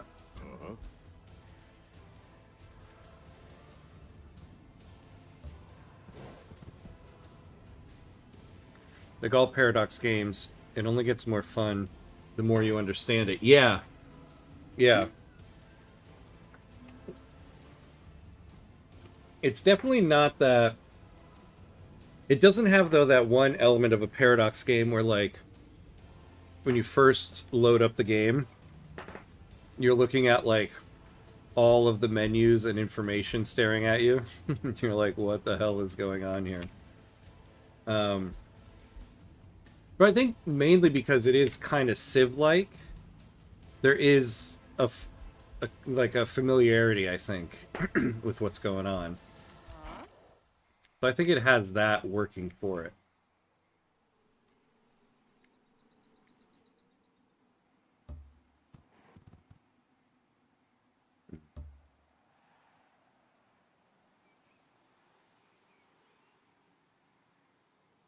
I describe the game as simple but complex. Yeah, I think that's a good way to do it. Yeah, wait. Did you have another comment that got axed or something?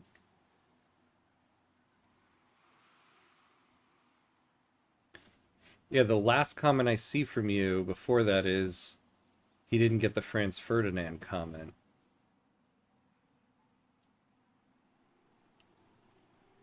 I don't know.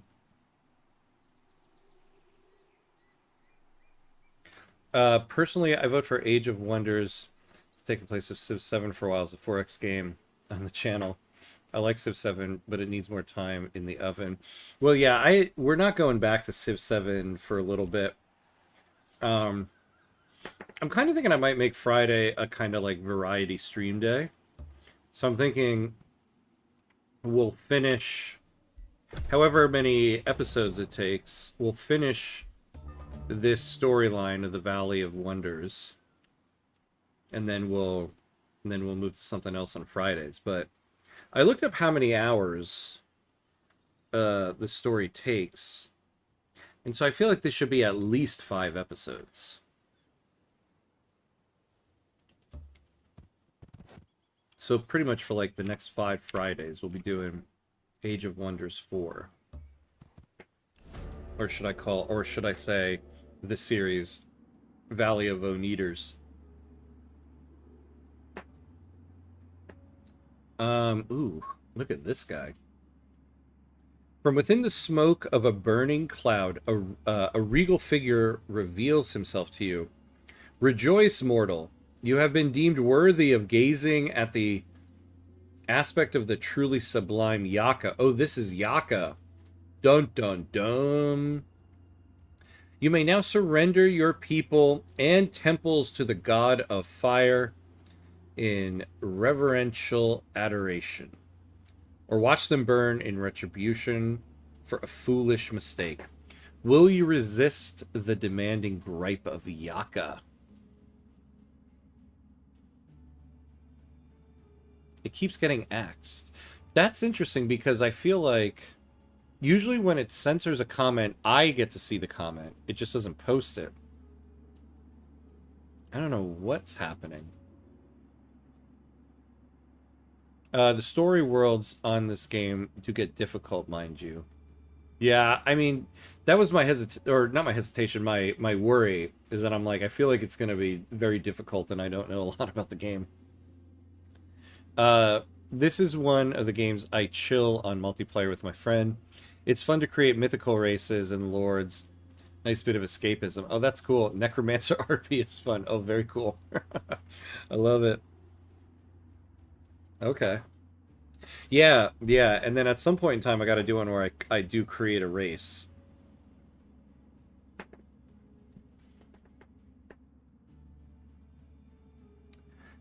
We are not scared of your fiery legions. Face our steel. You have just gained or caused a grievance against another ruler. These are used to justify wars. You could also forgive them to improve your relations. Your wars need to be justified, otherwise they are considered evil. Your war justification is determined by your grievances and can be inspected by hovering over the Skull and Bones icon in the diplomacy overview.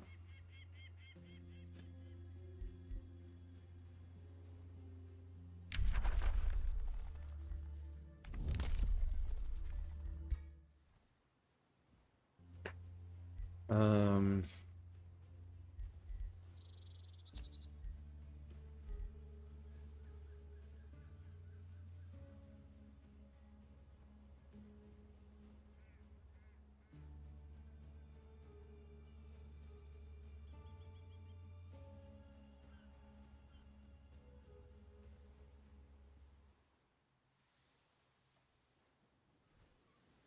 okay.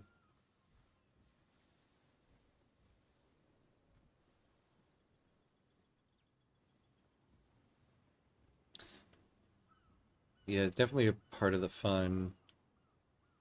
You can pick whatever you fancy playing. Yeah. Yeah. I mean, any fantasy game, character creation is always like is a big part of it. I made a joke that eventually someone uh, unalived Franz Ferdinand, and the world ends in a world war.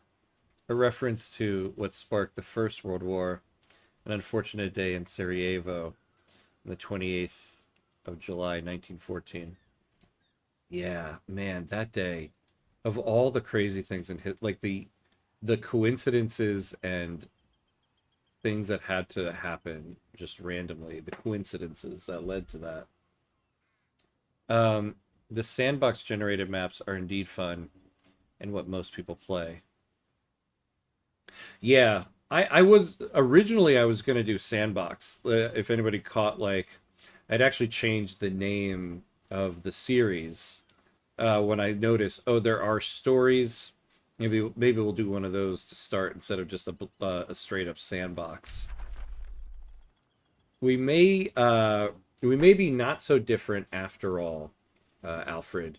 Your actions are promising. By all means, continue. Sundrin of House Iniok has a personal preference for your actions of empires with good relations with free cities. This improves your relations by 50. Oh, awesome. Okay. I personally love an industrial dwarf kingdom who are obsessed with gold and industry. The basically create the kingdom of the mines of Moria. Though story is a great way to get to grips with the basics. Yeah, I had a feeling. I had a feeling that would probably be the case. All right, we have an archer. Dwarves are always the best. We play them as the first race. Maybe, yeah, maybe when we're done with our current Crusader Kings run, we load up the Lord of the Rings mod for Crusader Kings and do a dwarf run. I always go shadow with a wee bit of order. Hmm. Hopefully, at some point, I'll know what that means in this game. Uh, apparently, you have to write unalive now. Yeah, yeah, you do.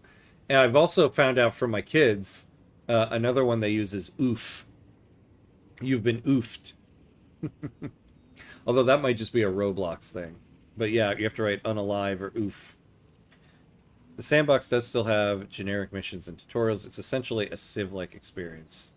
I'll be playing CK3 again once the new DLC comes out. I'm so excited. Yeah. Yeah, that's going to be great. I cannot wait for that DLC to come. As you approach the creatures from the Astral Sea, their horrific nature becomes fully revealed. Haunting eyes gaze from disturbingly flowing limbs. An eerie quiet surrounds the monsters, while the air around them crackles with magically charged strokes. It is clear that the astral siphoner is striking fear into the hearts of your soldiers. What do you do? What do you do? Set a bounty. We could just do that again.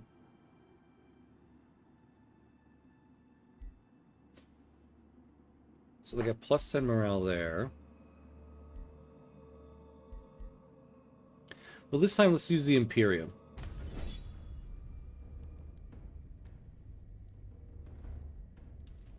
No, we don't load any mods. We play Byzantine Cloak and Dagger Intrigue. I do want to do a Byzantine run, actually. I do actually prefer not to do mods. I'm not big on mods in games. I don't know why. I like to play just the game itself. Not that there's anything wrong with mods. I'm not trying to get on a soapbox against mods. Mods are really cool. But I generally like to play the regular one. A Byzantine run might be a cool next one. All of Asia is going to be crazy. It's so much more, as well as they're adding natural disasters as well. Oh, I forgot about that. Yeah, the natural disasters. I forgot about that.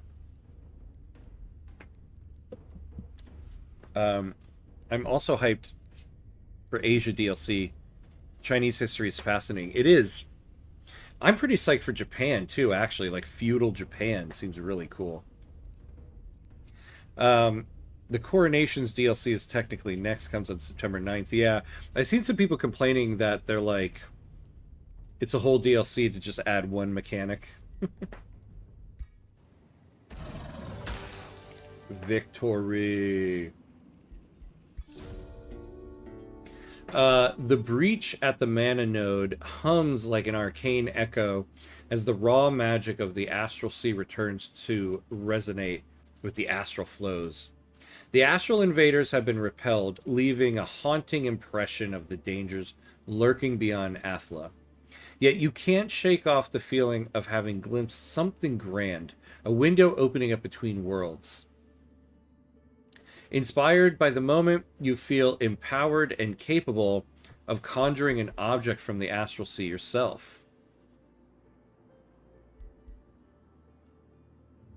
Lightning Spear. Draw in a large mana crystal. You gain a winged rager. Maybe we do this since we're about to fight that big bad guy.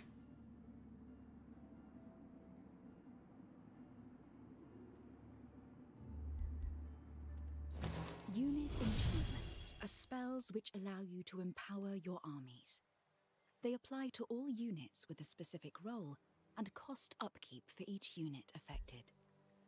These enchantments often synergize with units or spells from the same tome.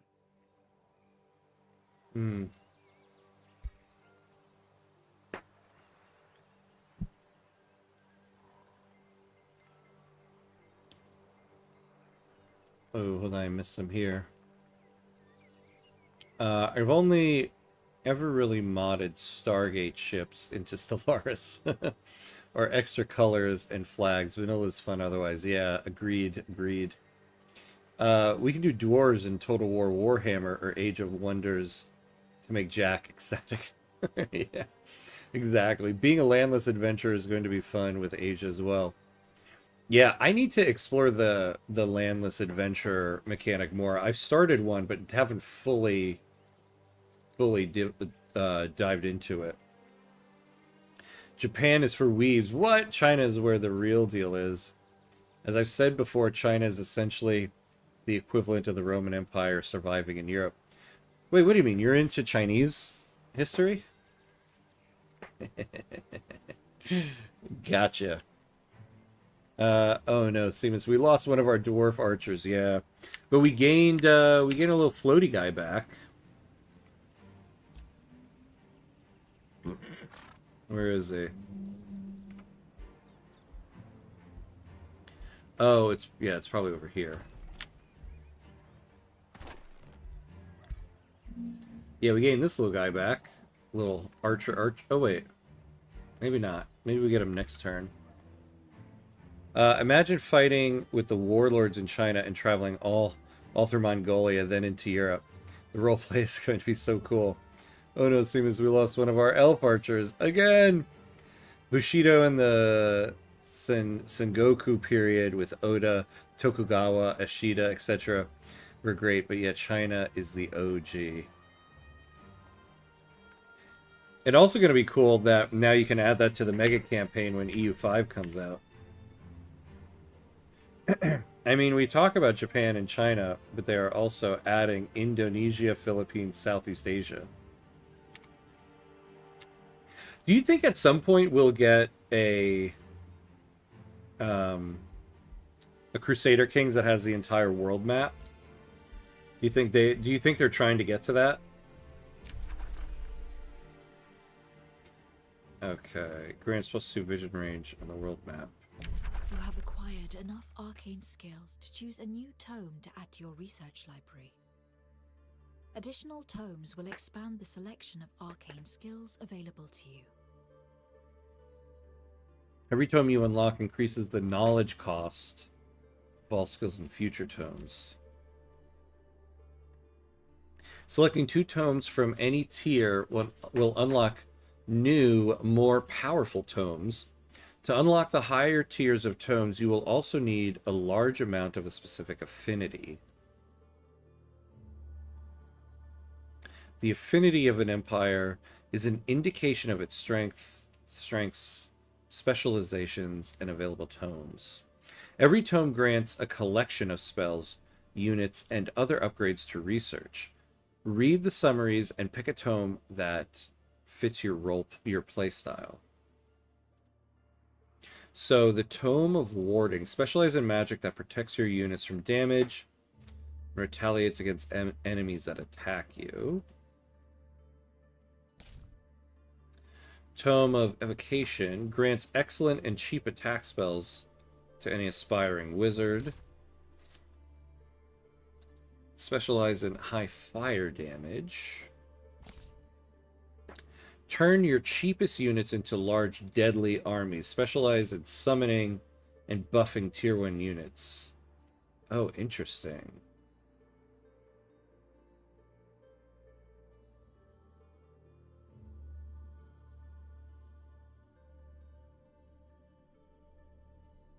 Okay. Improve your units with unit enchantments and specialize in physical damage. Smash your enemies with the force of stone. Specialize in increasing your defenses and dealing physical damage. Channel your inner strength to empower your attacks and cleanse your body. Discover the power of the natural world and specialize in immobilizing enemies and healing allies. Walk beside the animals of nature. Specialize in summoning and buffing animals and become stronger when standing next to them.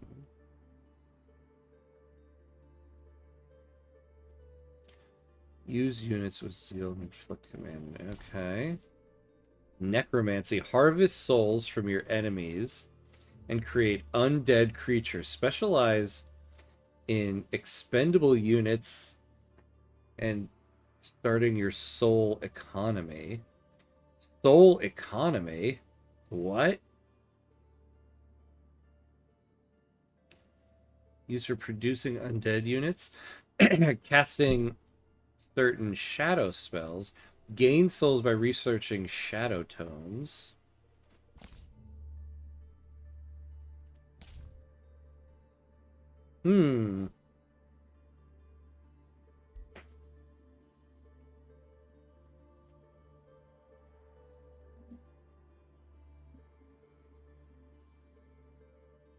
Oh boy, I missed a bunch of chat. Hold on. The Sigoku Jedi Age of Warring States has 5 centuries after CK3 starting age. Oh wow. I know it is, it's just the area I love. I enjoyed China all the way back to Romance of the Three Kingdoms era. Honestly, I'm very concerned about EU5. Oh, what's your concern? I'm not deep in Chinese history, but I have immense respect for one of the few people whose history goes back as mine. Yeah, no, I was just making a joke because we had that one stream where you got into a debate with somebody over Chinese history. Fun fact: nearly all of the genetics in the tribes of the Western Hemisphere trace back to Siberia, Manchuria. Well, is that idea about like Genghis Khan that everybody has, or like a large chunk of the world population has a chunk of Genghis Khan's DNA or something like that? Oh, also, I'm realizing I put the chat box in the wrong spot for this stream.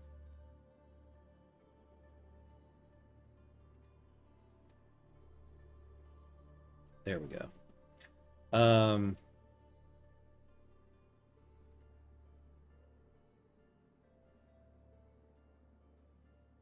What? Oh, you mean the natives who crossed the Bering Strait back when ice created a land bridge between the continents? You're absolutely right. Tier 1, Tier 2 tomes have no affinity requirements. Tier 3 needs 3 of a particular affinity. You have 4 order and 2 materium at the moment. So you have access to Tier 3 order tomes only. Tier 3 order tomes. Oh, I see. Tier 1, Tier 1. Those there.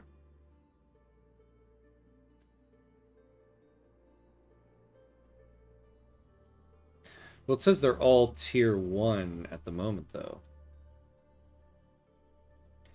Yep, Soul Economy. This game gets pretty crazy, even more so when you unlock the higher tier tomes.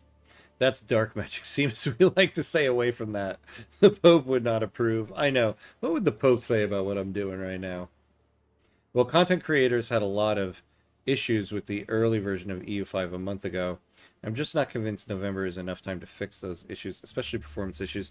This is true, but a couple of the content creators I watched said there were performance issues, but that the devs, when they gave them the copies of the game, were like, the performance of this game is not ready yet.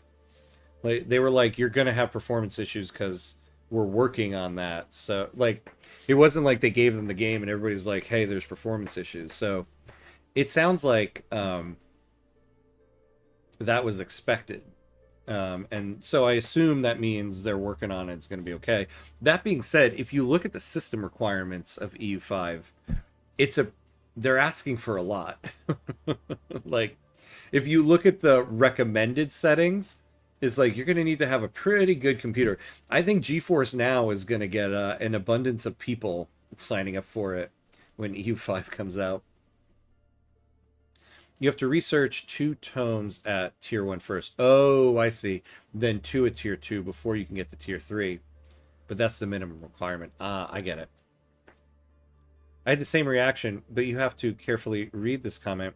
He's talking about the Western Hemisphere, aka the Americas, and the natives of that continent were all of Asian descent. We have to carefully...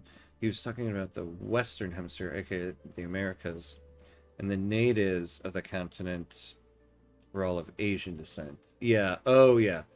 Oh, I see. Yeah, and going back to your Bering Strait comment, right? Yeah. Yeah, but then they released the recommended specs. Yeah, that's what I'm saying. It has very high system requirements. Yeah, I personally worry they haven't optimized, but instead just set the system requirements super high so nobody can blame for bad optimization. I had that thought too. I feel like they were like, look, this is what our game is. If you want to play it, get a better computer. I think that's kind of what they're saying. I feel like I'm gonna be I think my computer here can handle it, but my laptop, I think I'm gonna be using GeForce Now for my laptop.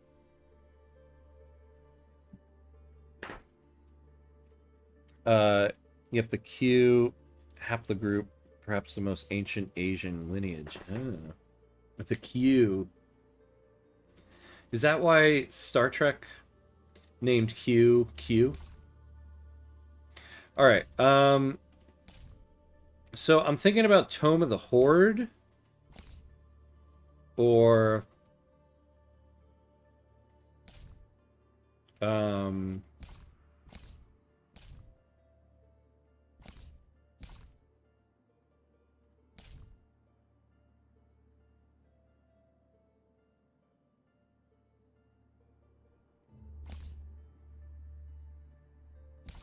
yeah, Tome of the Horde or Tome of Warding.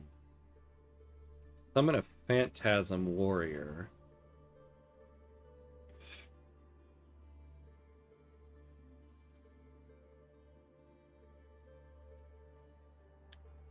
I'm just below the recommended specs, not much below. Way above the minimum specs, which are pretty low, but just below the very high recommended specs. I am above everything. Yeah. Yeah, I feel like there's got to be a lot of sliders in the settings. I feel like though it's going to be like a CPU monster.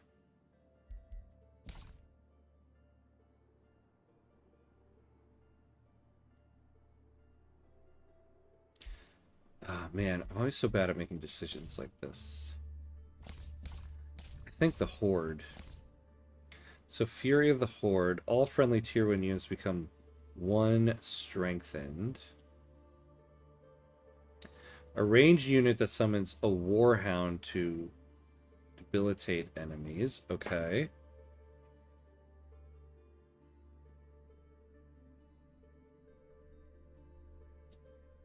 Oh, makes the target smaller and more numerous.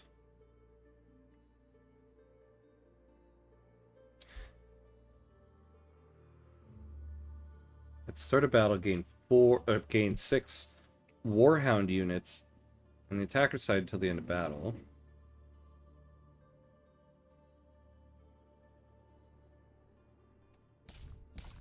I think we'll do warding.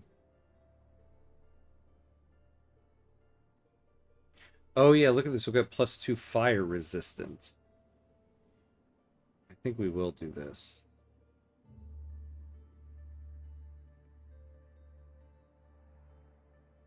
Become invulnerable for 1 turn. Ooh. Alright, we're going to do the Tome of Warding. This game is making me... Oh, wait. Are as a soothing breeze upon their allies, cushioning them in a protective blanket of air, buffeting away blows, and harnessing the lightning to smite those who dare to come too close. A master of warding will find a myriad of ways to keep their subjects safe. We'll see. I'm definitely not pre-ordering it. I already did. Mark of invulnerability. We're definitely going to do that. I unfortunately don't trust that it's going to be good on release. They never are. All of the Paradox games are never, like, received as good on release. I feel like we need to, like... I think the problem is we need to temper our expectations. See, I feel like people are looking at EU5 like it's going to be the Jesus of games. Like it's the second coming of Jesus in the form of a video game. Like, I think people need to just, you know, calm down for a moment. It's going to be an epic game, so there's going to be a lot to it, you know? I hope I'm wrong, though. Yeah. I may have already pre-ordered, despite initial burn from Vicky 3, Crusader Kings 2, um, PA 2. What is that one? Wait, yeah, which one? Which PA 2? I'm in the 90th percentile of Intel processors, and on the 96th percentile of NVIDIA graphics cards. I can run all games that exist on recommended specs. Yeah, I think my computer is pretty good. I forget off the top of my head, but I have it on my Twitch profile. That's my issue, though. I don't want to give money to a company that's not delivering a good product. Yeah. I think the thing is, though, is like... This is... Okay, so this is the way I look at Paradox games, right? Like, they take a lot of community input. Like, look at like Victoria 3. Victoria 3, it comes out and people are like, oh, this game isn't good. I don't like it, blah, blah, blah. They listen to the feedback and then they change it. Whereas, like back in the day, before you had like Steam or you could like download updates to games and stuff like that. Like when you bought a game, that was the game. And if you liked it, you liked it. If it sucked, it sucked. Um, and like there were quite a few games I bought and I was like, I'm not really into this game. And then the game is done. Whereas if people could tell them like, hey, here's what's wrong with the game. I wish it could do this. And then they're like, all right, let's do that. And then they change it. I think that's better than like, I don't think they're trying to release, I don't think they're releasing a game early that's not done. I think they're releasing a game that they think this is good, this is the game, and then a bunch of people get it and they're like, yeah, I don't think so, you know? But the difference is now they'll change it. Whereas back in the day, it was like, it didn't get changed. It just, the game failed and that was it. And you never saw that game ever again. Oh, Prison Architect 2. Yeah, yeah, yeah. Oh, okay.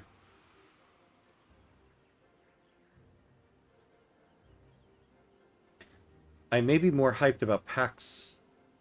Oh, Pax Romana. Yeah, yeah. The Anno games. I'm kind of like mid on the Anno games. I enjoy them. Like Anno 1800 was great, but then like I played Anno 2205, and that one kind of sucked. Like they're kind of hit or miss for me. But everyone is saying Pax Romana is going to be great. I've downloaded the demo. I haven't been able to start it up yet, but go to can I run it and it will tell you, or can you run it? Yeah, yeah. For EU5 I will be able to run it. I just from what they said their recommended specs are, I have their recommended specs.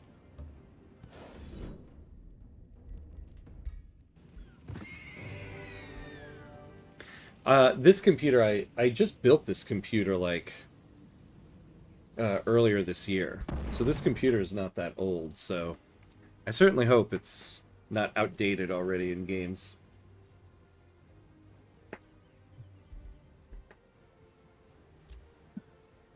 Alright, so we've cleared that stuff. Oh, and 100% I will, but the product, when it's worth my money, yeah. Yeah, that's true too. Like, I think given the way games are released now, I also think it does make total sense, like, to not spend your money on it. What I think it's absolute BS? This idea of early access games, right? They release a game and they're like, "Oh, it's not out yet. It's early access." And I'm like, the game is released. And the one I think about a lot is that game Farthest Frontier. I bought Farthest Frontier and like I just couldn't get into it. I didn't like it. And I thought the graphics were pretty bad given the time. And this was a couple years ago. Like I think in like I got it in like 2022, something like that. And it had already been out for I think like a year. And it was this last year that the game finally left early access. I'm like, if you're in early access for like 5 years, that's not early access. You released the game. I don't know why, like, and I know, like, saying it out loud, maybe that, I think the counter argument would be, well, that's what Paradox is doing.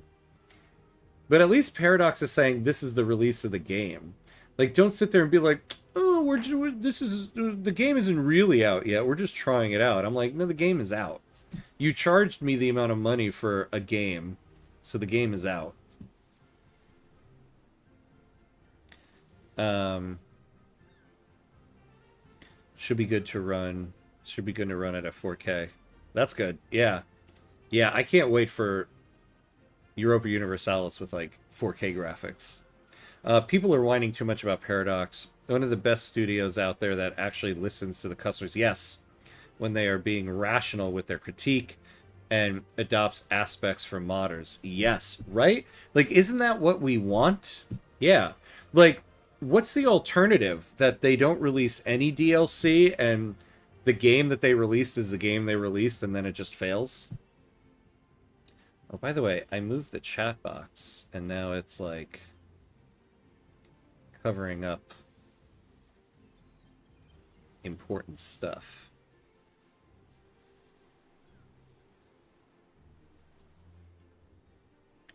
Oh, now that's like too small. See, this is what I'm talking about. How do you... There we go.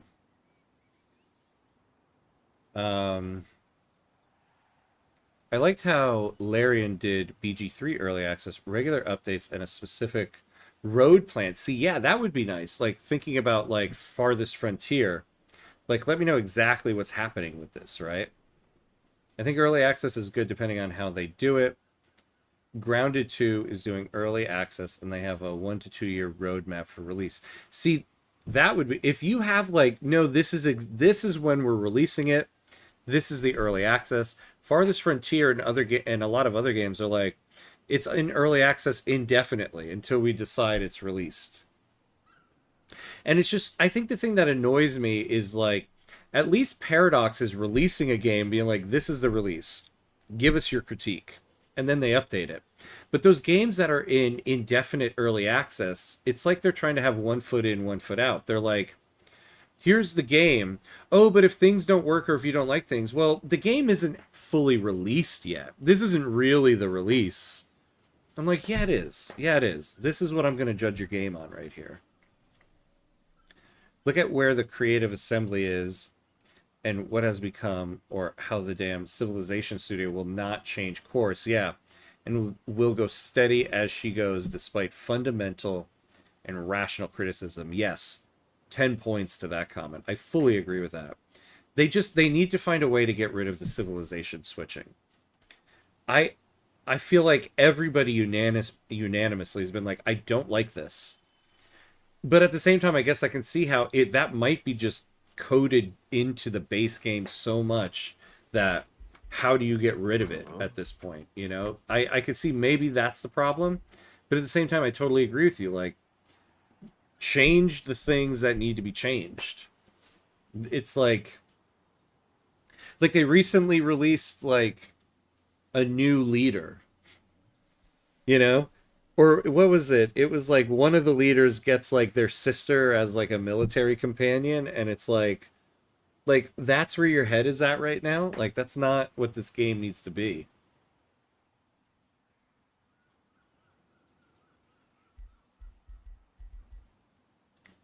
While army leader, all non-hero units in the same army grant plus 10% damage to the attacks of adjacent friendly units. Yeah, let's do that.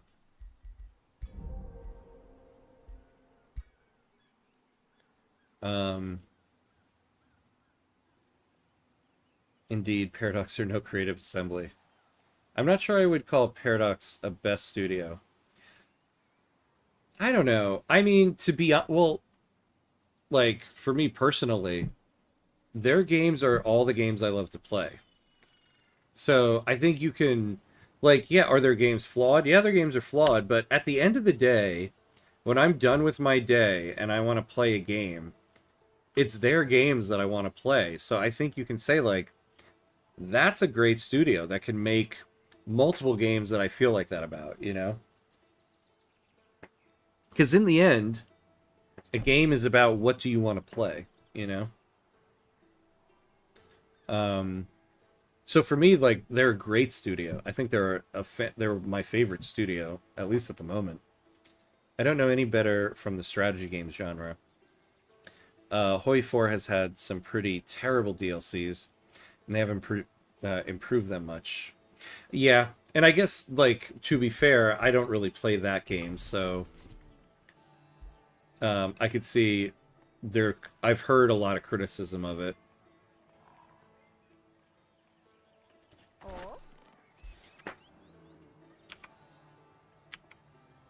You know, we still haven't killed this thing.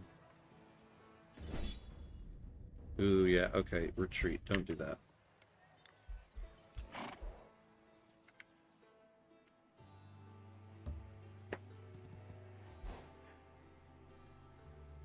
I believe Graveyard of Empires is one of the lowest rated DLCs on Steam. And I am not a fan of when they tried to release City Skylines 2 DLC when the game had fundamental issues. Yeah, thankfully they went back to this on the decision. It still struck a bad chord with me. Yeah, I had heard City Skylines 2 is pretty bad on release. And it's kind of prevented me from playing it. I actually have it installed on my computer, and I just haven't played it. That's also largely because I just have so many games that I want to play. But I've heard that one has some problems. Make it huge and move it to the bottom left.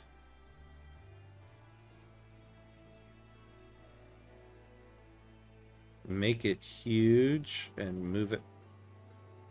Oh, are you talking about the chat box? See, the problem I'm worried about then is, like, chat is gonna interfere with this stuff. No, I think it's in a good spot. We have a lot of empty space right here. Yes, I understand all that, but being a good studio is relative compared to who are they good, bad. In my view, the CA and the Firaxis developers are way worse. Tell me some studio that is better, so we can have a comparison. I think the thing about Firaxis is like here, we'll take this with Firaxis. You've had an issue with the UI of Civ 7 early at release. It was one of the very first things people commented on. And it still hasn't been fixed. It still is, like, just bad. So, like, how have you not updated that yet? They'll need to add at least 30 plus more civilizations to make the game playable in its current stage. We need more European civs for the first age, and way more Middle Eastern for the third age to make any sense for the player. And also, I don't know. I think at the bare minimum, they need to add an option where you don't change civs. If you want to keep the civ changing mechanic, then fine. But let me play a game where I can take my civ from the beginning of time and take it all the way through. Like, let me have that, because that is your game right there, you know? I just can't get into it. Oh. A newly forged pact with Silverbridge seals the reunification of the destined humans. We were fools to fear the magic you are wielding, Irissa Horse Tamer says. A spell can harm or kill, but it can also protect. We destined humans need your powers to survive in this dangerous world and will proudly call you our king. Silverbridge offers all it has to give so that the destined humans may once more stand together. All cities and destined humans of your empire gain 32 city stability. All free cities of the destined humans gain plus 300 relations. So we get a longbow. The people at Elder deserve a feast in honor of this occasion.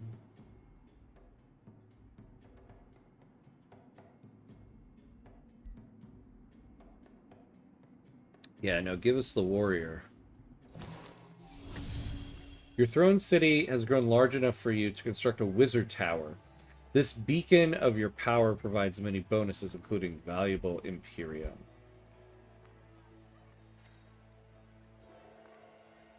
I put Firaxis at about the same level. They do similar things to Paradox.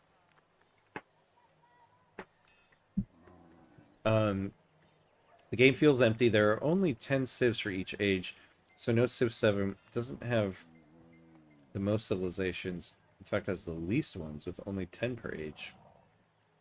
They also take a few years to get their games in a good state, but I also think the only reasonable comparison to Civ 7 that Paradox has is Millennia, and Millennia was a disaster. Yeah, that's true. That is a good point. The one-to-one comparison, I guess, would be Millennia, but I guess that comparison is only in genre, right? Like, if you're just talking about development of a game, you know? Like, we'll put it this way. People panned Victoria 3 when it came out, but they kept developing it, and now the state of Victoria 3 right now is fantastic. Tons of people love it. Charters of Commerce is the most successful DLC Paradox has had across all their games. Like, and so, what? Victoria 3 came out, what, 2022? So, here's the thing. In 3 years, is Civ 7 going to be in a fantastic state where you just can't stop playing it? And I don't believe it will. I don't believe it will. I think, I hate to say it, but I feel like I'm probably not seriously going to go back to Civ 7 again. I might play it a few times here and there as other updates come out, but I just feel like they're not going to be able to get it to a good place. Whereas Paradox, it does, like, their game sure might release mediocre, but they can get the game to a good state. You are right. I haven't even played Millennia. But do you know any better studio, though? Because right now, PDX games are the only ones I remotely like. But to play devil's advocate, a lot of people would argue Victoria 3's combat hasn't been fixed. Okay, see, I have a whole rant to go on with Victoria 3 combat. I think Victoria 3's war system is great. I really do enjoy it for Victoria 3. I think the problem is that people enjoy war in strategy games. And they want, from the very beginning, people have wanted unit stacks. And to me, unit stacks doesn't make sense in a game like Victoria 3. Victoria 3 is all about your economy and supply chains. And so to me, the Victoria 3 war system makes a lot of sense because it is all about supply chains. And I think it addresses something a lot of strategy games don't address, like especially Civilization. And I don't know what this game is like, but like if this were Civilization, I can take this unit and send it halfway around the world and still pay the same maintenance costs on this unit that I'm paying right now. Where if I'm sending this unit halfway around the world, there should be some logistical challenge to that. And most strategy games don't fully address that. Also, people feel like the war system in Victoria 3 is, you know, you just set your generals and your armies on the front line and you just leave it and see what they do. That is not the case at all. There's a lot of active strategy that you have to do with war in Victoria 3. And I think the problem is a lot of people just don't understand the war system very much, and then they say it sucks. But now that being said, there are things to be fixed in the war system. I'm not saying it's perfect. But a lot of times I feel like the things I hear people complain about with the war system, I'm like, that's not a problem. Like, I absolutely don't think unit stacks make sense in Victoria 3. And also at the same time, they kind of have them. Because an army has battalions, you have a stack of battalions. You just don't see like 15 individual units like this on the map. It's okay to change saves. I played a Han Ming Ching gameplay. That makes sense. Yeah, I guess so. If they add Celtic Germanic civilizations in the for the first age, you could do a Germanic Norman British run, and it will feel natural. Yeah. Okay. See though, it's but what was fun about Civilization was you could take like something like America in 3000 BC, start then, and take them all the way to the modern age, right? Or you could take ancient Egypt in 3000 BC and have them survive all the way into the modern era. Like, that's what's fun about Civilization. Changing your civs so that civilizations only exist around a time frame that they actually existed in, that type of historical accuracy is not what Civilization is about. That's the type of historical accuracy Paradox games are about, you know? Um, Similarly, you can do a Carthage, Abbasid, Tunis, Algeria, Libya to play North Africans. I don't mind that actually. The combat system argument was just whiny map painters missing the entire point of the game. Yes, of course they won't address it because it doesn't play in what they want to achieve with Victoria 3. The game focuses on politics, economy, social building in general. I personally think a Hearts of Iron 4 style war system would suit Victoria 3 better. I won't comment on that. I don't know Hearts of Iron 4 enough. I like the war system in Victoria 3. I think it makes sense for Victoria 3. I don't think I need Victoria 3's war system in other games, but I think it makes a lot of sense in Victoria 3. Where you can move the units individually if you really want, but you can also create a front line, an offensive line, and leave them to it. You get the best of both worlds. But you can create front lines in Victoria 3. Like with naval invading, you can create a front line somewhere else. Like whenever I fight a war against Russia, I'm creating front lines in other places so that they have to split their soldiers. So you can do that. But also, to me, like in Victoria 3, it makes sense that the generals are kind of deciding when battles begin and stuff like that because given the time period, you weren't sending immediate information to people. Like we have a whole movie 1917 about how they needed to stop a general from advancing on a front line, and they sent two dudes with a piece of paper to run across to run across Europe to go stop them. Like if you're the leader of a country, essentially is what the player is. You want this unit to go there, you want that unit to go there. In the time period of Victoria 3, you didn't have that type of control over your military. You had your generals, and you got the best general you could get, and you sent them out there, and you hope they made the right choices. And you could give them things like you're going to be offensive, you're going to be defensive, and you could change tactics in a larger sense, like you can change their orders because you could send messages out, but you couldn't do of the moment tactical decisions because that wasn't the type of communication they had in that time period. As long as the player cannot move units, I'd have no problem. It would be nice to design ships, though. Creating dreadnoughts would be fun, especially if they up their upkeep 100 times. That is actually something they're going to do. They want to add ships as a unit in the game, and it's been on their list for a while.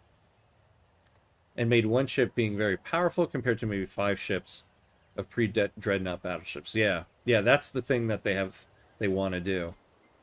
But in Hearts of Iron 4, you can create a front line and move units individually if you want. Yeah, but I don't think that makes sense for the time period.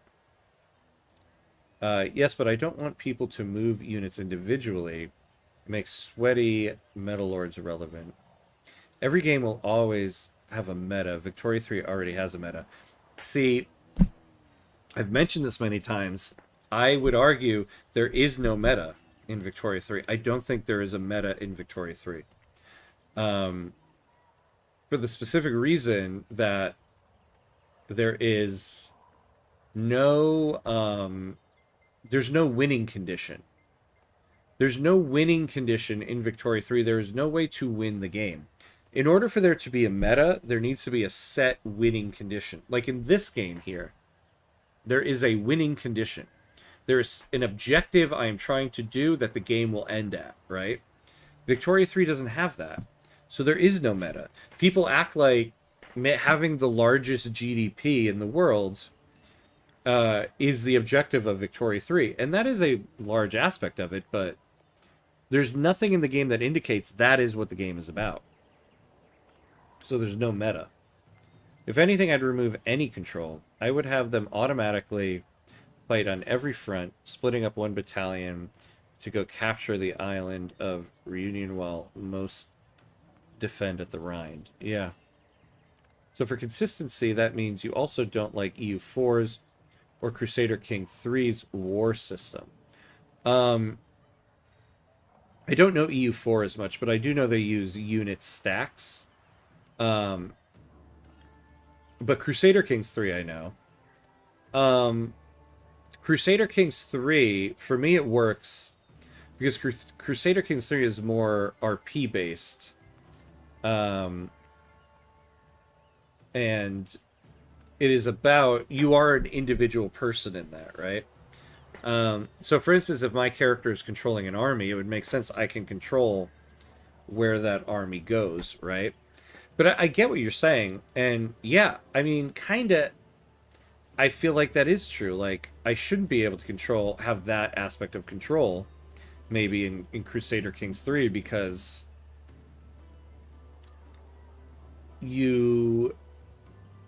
I don't know, you didn't have that type of control then.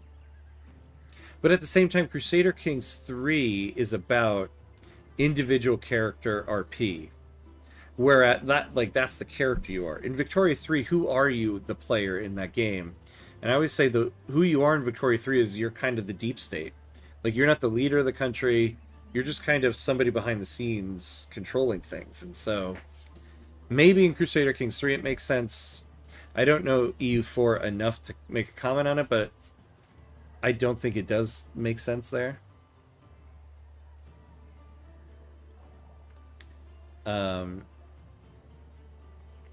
What control I would give over the player is designing their uniforms, designing ships, handling the resupply issues. That makes the game more about frontline strategy and less about local tactics. See, I do like the fact that you can change the orders of a general. I think that is a larger tactical thing that leaders of a country were able to do. I think maybe you shouldn't be able to change it instantaneously. Like, you change it and then maybe there's like a 14-day, 7-day, 14-day buffer period before it takes effect. Because you could get messages to front lines, but you could do instantaneous tactical changes. As I had even less fine control due to communication. Yeah, I do kind of feel like that, to be honest with you. I fundamentally disagree. There 100% is a meta. Oh, hello, nobody. Hello. My neta. Well, what is the meta? Because to say there's a meta, you're saying there is an absolute goal that everybody is working towards. What is the absolute goal of Victoria 3? There isn't one. I absolutely hate EU4's combat system. I get PTSD from the countless pain I had waiting for months until my fleet reached a Pacific Island chain. Meanwhile, forgetting it there to go check other things. My meta in Victoria 3 is to defeat the horrors of liberal democracy. But see, this is my point. In Victoria 3, there is no inherent goal. So whether conscious or not, the player makes the goal. You create the goal of Victoria 3. And you do that consciously or subconsciously, because sometimes people will say this is the goal of Victoria 3 in like the objective goal, and there isn't one. But yet by doing that you are creating your own goal. So yeah, your meta absolutely can be defeat the horrors of liberal democracy, and that's totally valid. Because in the end, because there's no winning condition in Victoria 3, there's no right or wrong way to play the game. There is a right or wrong way to do certain things. Like if you're trying to achieve A, B, if you're trying to achieve this in Victoria 3, there is a right or wrong way to do that. But there's no right or wrong way to play the game. And then finding out half the troops died from attrition just to take one damn island and take the war score. Victoria 3 has had a meta since release. People dedicate spreadsheets to making a meta. What is the meta? What's the meta of Victoria 3? From a reactionary point of view or a progressive point of view, you have to always give context. I think I'm taking it as it's trying to have some fun and a joke. They always create a meta around the best states to make. Lots of people take provinces in Qing during the Opium Wars, which is a meta, but why? See, but you're saying that is objectively what you should do, but why? You don't need to. That is the meta for a certain playstyle. If you are trying to get maximum GDP in the game, then that would be the meta for that playstyle. But there is nothing that says maximum GDP is the goal of Victoria 3. I think is what I'm trying to get at. There's no combat meta. There is do share. The meta for offensive armies are half troops, half cavalry. If for a cavalry army, if I have I always have a main army that's half infantry, half artillery, with one offensive general, one defensive general, and then I have a cavalry army that's half infantry, half cavalry with two offensive generals. But my main army I look at as an offensive army. They're just more of, they can fight on offense and defense. I don't know if I like Age of Wonders 4. It's well designed, but I don't know if I can get into the fantasy tropes. I love Victoria 3. It's not perfect, but it's a great simulation.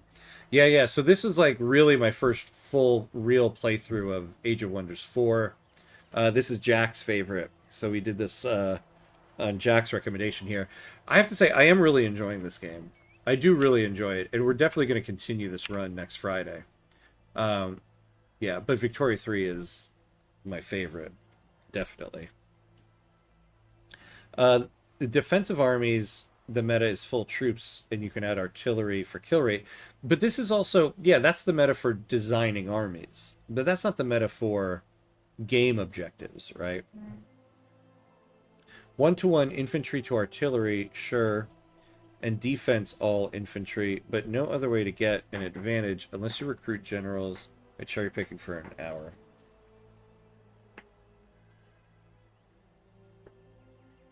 Meta doesn't need an absolute goal. Meta is finding the absolute best thing to do, but the absolute best thing to do to achieve what? Like, if you are playing for maximum standard of living, then going after provinces in Qing, if you're Belgium, is not necessarily the best thing to do, because that is absolutely going to lower your standard of living. Going after provinces in Qing is good for getting you resources so that your home states can make higher value goods and raise your GDP. See, I feel like everybody has gotten into this obsession with Victoria 3 that the game is about maximum GDP all the time. And I don't think that is the objective of Victoria 3. I think that is one of the objectives. It is a game about the economy. GDP is one of the biggest aspects of the game. But I think it's just as valid to say, I'm going to do a game about maximum standard of living to a certain extent to the expense of my GDP, and that's just as valid of a goal in Victoria 3 as the GDP run, because I think many times a standard of living run and a GDP run sometimes are at odds. Sometimes you can raise both, but if you really want to do like 1 to 2 3 billion GDP, your standard of living is going to suffer. um and I so that's why I don't think the meta of Victoria 3 is for that 1 to 2 million GDP, or million billion GDP all the time. Let me be specific with my not as much Hoi 4 knowledge. There isn't a specific design in Victoria 3 that wins always, but in Hoi 4, diesel tanks suck compared to the other engines or something like that. Yeah, this is true. I think the 50-50 on infantry artillery is a mistake. Cavalry was excellent excellent battle occupation, so they can win states with fewer battles. This is true, but that's why you need both armies. You need a main army that's 50-50 infantry artillery, and another army that's 50-50 infantry cavalry. The main army holds the line and slowly pushes forward so that the cavalry can push past the front line and take states.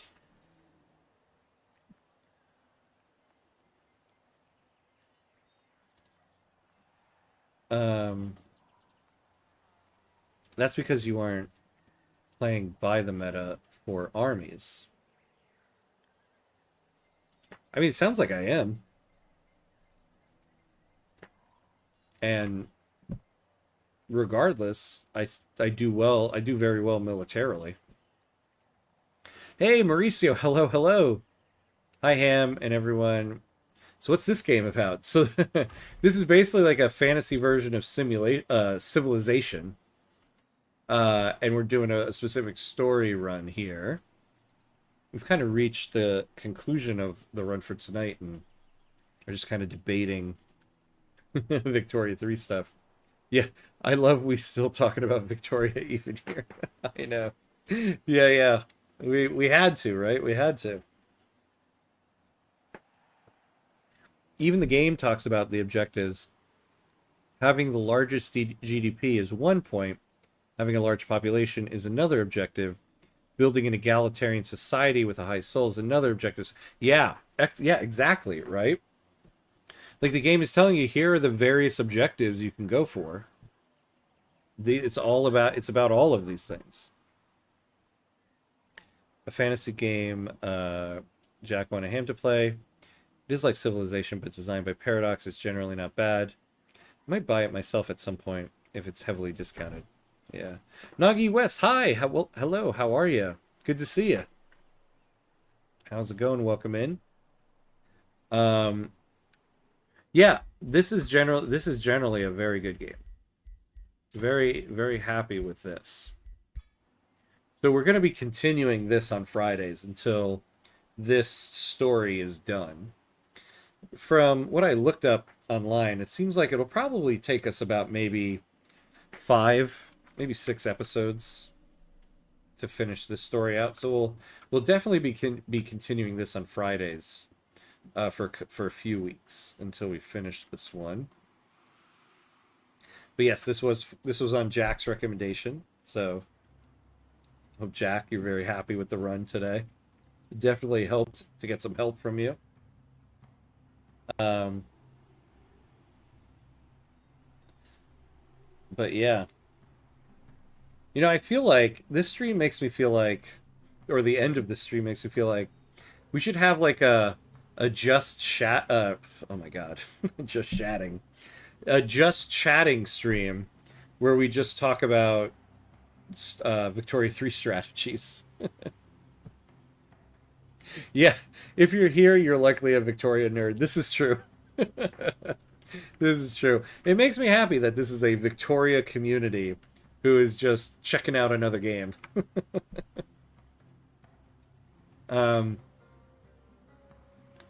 Yeah, we might do that. Now that I think about it, we might do that at some point. I've always thought, I don't know, I can't see myself ever doing the just chatting category. I don't know what I would chat about. But, um, oh yeah, a just chatting stream would be fine if we all get to join the voice chat rather than delay typing. Yeah, that's a good point. That's a good point. All right. Well, I think we reached the end of our line today. But this was good. This was fun. Just noticed this little login camp here. I like the little animations. But anyway, yeah. So I think we're done for tonight. So let's talk about when we're on again. So I'll be on Monday for more Victoria 3. Monday we'll be doing the double session. So 1 in the morning. So evening for all of my European friends here. And then another session in the evening. I think next week we might finish the Wallachia stream, to be honest with you. I think 3 more sessions will just about do it.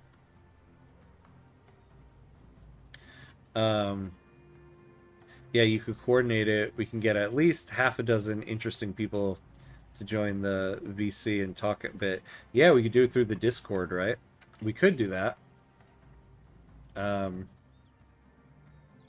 Yeah, I'll have to try to...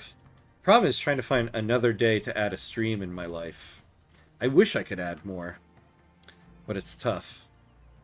But yeah, it's a possibility. It was a cool little chat we had at the end here. Apologies to anybody who's watching the VOD at this very moment, looking for Age of Wonders 4. But yeah, so that's gonna be it for us tonight. But thanks for hanging out, everybody, tonight as always. Jack, I hope you're happy with the run for tonight.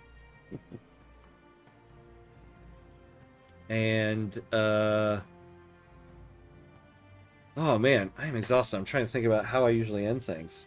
Yeah, so that'll be it for tonight. So we'll be back on Monday, Monday morning, doing some more Victoria 3. Other than that, see you next time. Yeah, thank you, Mauricio. I think those are the words I'm looking for.